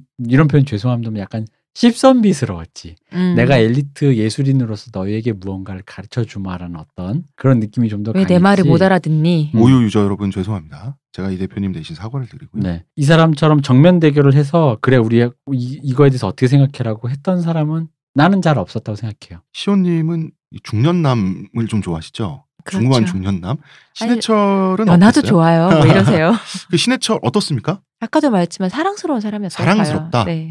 보통 이제 신해철의 오랜 팬들은 교주님 막 이러면서 카리스마 이러는데 시온님은 사랑스러웠다. 나는 오히려 난 그 사람이 좀 귀여움이 있다고 봐. 그러니까요. 그런 인간적인 면도 보여주는 것도 좋았고 그리고 사회적으로 어떤 방송에 나왔을 때 보통 한국 남자들이 잘 가지지 않는 시선에 대한 얘기 그리고 갖고 있더라도 방송에선 잘 하지 않을 말을 거침없이 하는 그런 모습들 되게 좋았고 또 그런 점들 진짜 생각해 볼 수 있는 거리를 많이 주고 가셨잖아요. 그리고 항상 이 덜그덕거림을 해소할 수 없는 바로 그 지점에서 스스로를 확 희화해서 셀프 바보짓을 하지. 그러면서 갑자기 스스로를 귀엽게 만들면서 이렇게 사람들에게 웃음을 유발하면서 이렇게 능구렁처럼 넘어가는 지점이 굉장히 참 머리도 참 좋은 사람이었다. 저는 이분이 약간 조증이 있었다고 생각하는 게 쇼프가 근데 솔직히 뭐 예술가한테 조증 뭐 흔하지 뭐. 그러니까 이분이 재밌는 게 있었거든. 말하다가 갑자기 이런 사람들 있잖아요. 말하다가 이런 사람들 근데 이분이 약간 그래요. 리버럴님? 그것이 약간 그런 느낌이라서. 근데 그런 순간에 이분의 약간 그 말하다가 약간 허점 같은 게 드러날 때가 많아요. 네. 특히 그리고 근데 난 사실 이래. 허점이 드러날 때가 많은데 허점이 좀 굉장히 선선히 드러나서 오히려 난 좀 적대감이 안 생기는 좀 그런 게 있어요. 그게 나는 이 사람이 무슨 되게 자기가 셀프 포장을 해가지고 되게 막 이렇게 있어 보이는 게 아니라 되게 그런 의미로는 되게 쉬운 사람이었거든. 욕망을 가감시키는. 아까 내가 헛발질 많이 했다 그랬잖아요. 뭐냐면 그걸 포장하려고 하지 않았어요. 대부분은 포장을 하려다 보니까 오히려 아까 얘기했던 아무것도 안 하고 내가 마치 엘리트 음악인인 것처럼 되게 뭐 된 것처럼 보는 경향이 많은데 그런 건 하지 않았다라는 거고 그런 의미에서 많은 특히 후배 음악인들 예술인들한테 많은 영향을 줬죠. 이분이 여러 가지 측면에서. 그러니까 어쨌든 간에 우리에게는 아쉽지만 어떻게 해요. 뭐 사실 저는 왜냐면 이분이 진중권 교수님이 하시는 문화다방인가에 새 앨범 이제 낼 거라고 하면서 그 팟캐스트에 출연하신 걸 들었어요. 듣고 있는데 곧 새 활동 한다 하더니 그 방송하고 바로 그렇게 되셨죠. 너무 속절없이 그래야 돼요. 황망했잖아요, 진짜. 진짜. 그랬습니다. 그 집행유예 나왔다고요? 그 의사? 원장? 모르겠어요. 근데 그분은 자, 뭐 왜 그런 거예요? 의료사고였던 건가요? 의료사고죠. 자, 여기까지 하겠습니다. 자, 2부 마지막 질문은 우리가 좀 이렇게 수다를 떨면서 2부를 마무리할 만큼 그런 질문으로 배치를 했는데요. 남자와 여자는 친구가 될 수 있는가? 안 될 이유는 저는 없다고 보는 편이에요. 뭐 안 될 이유는 없는데 되기가 쉽나? 이런 생각이 들어요. 그러니까 생각해보면 이런 주제 컨텐츠가 많아요. 해리가 셀리를 만났을 때 영화 뭐 사랑과 우정 사이라는 노래도 있고요. 남녀 사이의 우정은 결국 사랑으로 귀결된다는 식이거나 우리 우정 알고 보니 사랑이었어. 이런 모티브의 이야기들이 많죠. 그리고 여장 남자 스토리도 비슷한 거 아니에요? 성균관 스캔들이나 위인도 이런 거 보면 씨, 사실 우정인데 두근두근해 뭔가. 우정치곤 너무 두근두근해. 송중기 씨 사랑합니다. 사랑인 것 같아. 여자였어? 그럼 됐어. 이제 우리 사랑 영원히 뭐. 이런 얘기인데 그렇지만 저는 여자 사람 친구가 불가능하지 않다고 생각합니다. 있었고 많고. 그렇지 않아요? 많아요? 많아요? 많다기보다는 그냥 좀 많으시겠죠. 많나 보다. 그렇구나. 전 없어갖고요. 그래요? 네. 뭐 이거는 제 생각은 이래요. 뭐 이렇게 셋이서 한마디씩 하면 될 것 같은데 저는 안 될 이유가 없다고 보는 편이다. 아까도 얘기했지만 안 될 이유는 없는데 쉽진 않다. 대표님은? 성욕의 절묘한 컨트롤이 핵심이다. 그렇지. 이거는 마치 그 축구에서 볼 컨트롤처럼. 그렇죠. 왜냐하면 이게 볼 컨트롤 왜 그런 거 있죠. 옆으로 넘어가도 안 되고 여기로 가도 가운데를 정확히 중심을 잡아줘야 되는 것처럼 이거는 어디로 치우치면 안 돼요. 그 절묘한 컨트롤. 내가 어디에 서 있고. 왜냐면은 예를 들어 이성애자라면 이성이기 때문에 어느 순간은 그런 순간이 와요. 그게 아무리 뭐가 없다 그래도 그건 다 개소리고 있어. 근데 그 긴장감과 텐션 때문에 남자 사람 동성 친구보다 다른 특별함이라는 게 존재하는 거지만 그걸 관리를 제대로 뭘 관리 못한다고 표현하면 좀 웃기긴 해요. 왜냐면 못하지 않고 둘이 그래서 그냥 같은 친구가에서 애인이 될 수 있지. 그건 이제 본인들 선택인데 친구가 되려고 한다면 우리가 흔히 그냥 땡땡 사람 친구라고 하는 그렇죠. 존재가 되려면 그러려면 그 절묘한 관리. 근데 그 관리가 마치 그 대표님 말씀은 스페인 축구의 그 정확한 그렇죠. 쇼패스 위주의 티키타카. 잉글랜드식의 에라 몰라 뻥 축구를 하면은 안 된다. 왜냐면 에라 몰라 해버리는 순간 어떻게 오늘부터 일을 된다니까. 오늘부터 일을 되고 아니면은 결렬. 그 반대의 경우. 안 봐 이제 다시. 무슨 얘기냐면 없는 것처럼 생각해. 그러니까 우린 친구잖아. 친구인데 그게 뭐야? 너가 여자야? 너가 남자야? 이렇게. 우리 친구잖아. 어깨 동무해. 뭐 팔짱 껴는데 아니야. 난 그거 아니라고 보거든. 그 절묘한 컨트롤에 있는 거지 없는 것 취급해도 안 되고 성욕을 없는 것처럼. 그런데 이제 친구 관계가 뭐냐는 거지. 그 우정이라는 게 결코 잃어서는 안 되는, 변질돼서는 안 되는 뭐 지고의 가치는 난 아니라고 보거든. 아니 물론 친구끼리도 그런 식으로 얘기를 하면은 지고의 가치라는 게 없어요. 그렇지. 세상에는. 나는 그렇게 보는 거야. 그러니까 이건 제 생각이지만 친구로 지내보고 그런 친구 갖고 싶다. 그러니까 안 되면 그런 사고도 친구. 칠 수 있고. 섹스하는 친구 갖고 싶다. 그러니까 그게 안 돼. 내가 뭐라고 대답해. 그러니까 난 이런 생각이에요. 친구 관계가 파탄 나는 거 아닌지 걱정하면서 어떻게 사냐는 거지. 뭐 사고를 칠 것 같아 그럼 치고 그러다가 뭐 우정도 사랑도 잃을 수 있겠지만 어차피 인생은 상실의 연속 아닌가요? 글쎄 전 너무 가볍게 생각하시는 것 같아요. 그거는. 아니 인생은 상실의 연속이라고 제가 말할 때는 가볍게 생각한다는 게 아니라 엄중한 거고 불행한 거지만 그거를 대표님과 난 틀린 생각은 아닌데 내 생각 이런 거죠. 그게 조절이 되냐는 거지. 그걸 조절하고 사는 게 스페인 축구처럼 대표님처럼 하는 게 행복해요? 스페인 축구 얼마나 대단합니까? 그럼 뻥뻥 차는 것만 행복해요? 아니잖아요. 행복하지. 행복한 거예요? 아니 행복하지 않다고 생각하는 이유는 성욕이 난 더 앞서기 때문이라고 봐요. 아니, 그러니까 그거를 조절할 수 있다고. 아니, 그래서 이 관계가 유지되고 내가 성욕이 있지만 내가 그렇다 해서 얘랑 굳이 뭐 성욕이 있다 다잘 필요는 없으니까. 정 작가님은 다 자시는 거지. 우리 관계. 난 모르겠어. 그러니까 그 스페인 축구 불행하다고 생각 안 해. 나는 그게 꼭 행복하다고 생각 안 하고 전 잘 모르겠다. 그러니까 저는 이런 생각입니다, 대표님. 스페인 축구 말씀하셨는데 계속 이렇게 티키타카를 하는 거 그게 글쎄 재밌나요? 보는 건 재밌는데 하는 건 피로한 거거든요. 그 피로하지 않냐는 거지. 그러니까 그게 내가 티키타카를 추구하면 피곤해도 할 수 있다라는 거지. 추구하면 저는 뭐 굳이 그렇게 의무적으로 추구할 필요가 있는가라고 하는 게 또 저의 생각이고. 그러니까 본인이 추구하기 싫으면 하지 말라는 게 상관없다니까. 근데 아까 얘기했잖아요. 그 섹스하는 친구면 상관없는데 섹스가 전제하지 않고 우리가 성적인 그것이 없는 상황에서 그냥 이성 관계에서 서로 이성애자인데 친구 관계로만 유지해야 한다라는 어떤 이 대전제로만 놓고 보자면 그럼 다시 제 질문. 섹스하는 친구는 가능한가? 섹스하는 친구? 또 뭐 불가능할 건 또 뭐 있어? 물론 다 가능한데 대표님은 그게 될 것 같냐는 거지. 뭐 안 될 건 또 없다고 봐요 나는. 시호님은? 만들고 싶네요. 뭐 안 될 건 없다고 하지만 모르겠어. 한국 사회에서 그런 게 가능한지는 잘 모르겠네. 보통 섹스하는 친구를 섹스 파트너라고 하죠. 근데 이제 섹스하는 친구라는 게 섹스 파트너가 약간 갖고 있는 이미지랑 좀 다른 게 섹스 파트너와도 우정을 유지할 수가 있어요. 아니, 그러니까 섹스를 하면 뭐 좋겠지만 그걸 유지하지 않는다면 뭐 그냥 그렇게 살 수도 있겠지요. 뭐. 가장 중요한 건 섹스가 걸림돌이 되니까 항상. 그렇지. 내 마음속에서 막 울컥울컥하는 이 질문 자체는 너무 케바케라. 솔직히 이건 각자의 개인적 경험에 의존해서 말할 수밖에 없는 얘기잖아요. 네. 저는 친구가 될 수 있다고 생각하는 편이고 뭐 그렇습니다. 저는 뭐 인생을 조절해서 산다고 해서 대표님처럼 인생을 조절해서 산다고 해서 조절이 되는 걸로 귀결되지는 않는다고 봐요. 이 섹스에 대한 문제가 가장 걸리는 게 일단은 섹스를 하고 나면은 전 관계로 돌이켜 가기가 쉽지 않다라고 이제 되기 때문에 보통 뭐 보편적으로. 네, 보편적으로 그렇기 때문에 이제 그게 항상 놓이는 거잖아요. 근데 결국 이런 철학적 질문은 본인이 살아보면서 시도를 해보고 실패를 하고 성공을 하든 그러면서 데이터를 경험론적으로 누적할 수밖에 없잖아요. 그래서 이 질문하신 분께서는 한번 일부러라도 섹스 파트너를 만들어 보세요. 저게 뭐야? 왜? 아니 그리고 본인이 그 관계를 운영을 해보고 아니 한 사람이 어떤 모든 이성과 친구가 될 수 있다. 이것도 이상하잖아요. 누군가는 될 수 있고 누군가는 안 되고 이렇게 가는 거 아니에요. 그러니까 그 케바케에 본인이 그 케이스 바이 케이스의 한 케이스를 본인 스스로 만들어 보면 자기 나름의 결론이 나올 거 아니에요. 한번 해보시라고. 저거는 저는 그것보다는 그냥 이 사람을 만나 이제 어떤 사람 친구가 있는데 이 사람이 어떤 그런 약간 마음이 그런 막 약간 동하는 느낌이 날 때가 서로 이렇게 약간 삥 할 때가 있을 거 아니에요. 근데 서로 이제 그게 약간 계산이 될 때가 올 거 아니에요. 지금 이런 상황이 와서 만약에 둘이 어색해지거나 이래서 얘를 잃었을 때 그때 이것과 했을 때의 다음 관계 뭐 이런 어느 것이 더 나은가 어느 것을 더 추구할 것인가 요 계산 후에 다 그런 거 아닌가요?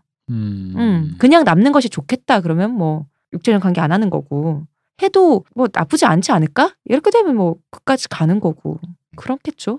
그러네. 나만 좀 이상하네. 네. 아니 근데 뭐 나는 남자 여자 친구가 됐으니까 이 질문의 핵심 중에 솔직히 그러니까 그게 다는 아닌데 베이스가 결국 섹스잖아요. 그렇지 성이지. 성이니까.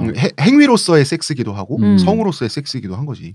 그러니까 그게 가장 핵심이라 그걸 어떻게 컨트롤 하느냐의 문제라고 봐요. 뭐 둘 사이에서 섹스하는 친구일 수 있고 아까 섹스 파트너 얘기했는데 그러니까 내가 왜 섹스 파트너가 약간 차은 느낌이냐면 섹스 말고 네가 어디서 뭘 하든 나는 I don't care 이런 느낌이 좀 있고 섹스하는 친구면 친구니까 그 외에도 기타 너와 나 일상 다반사와 그걸 공유하는 친구로서의 그게 좀 있지 않나 뭐 이런 느낌. Friends with benefit. 그렇지.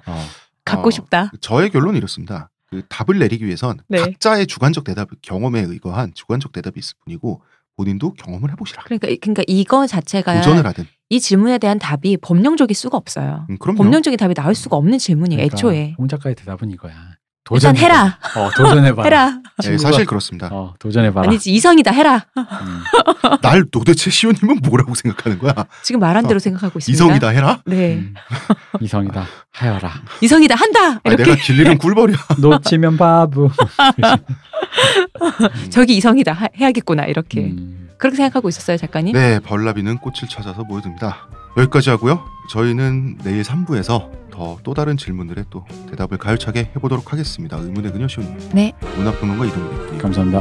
네, 저는 작가 홍대선이었습니다. 내일 뵙겠습니다.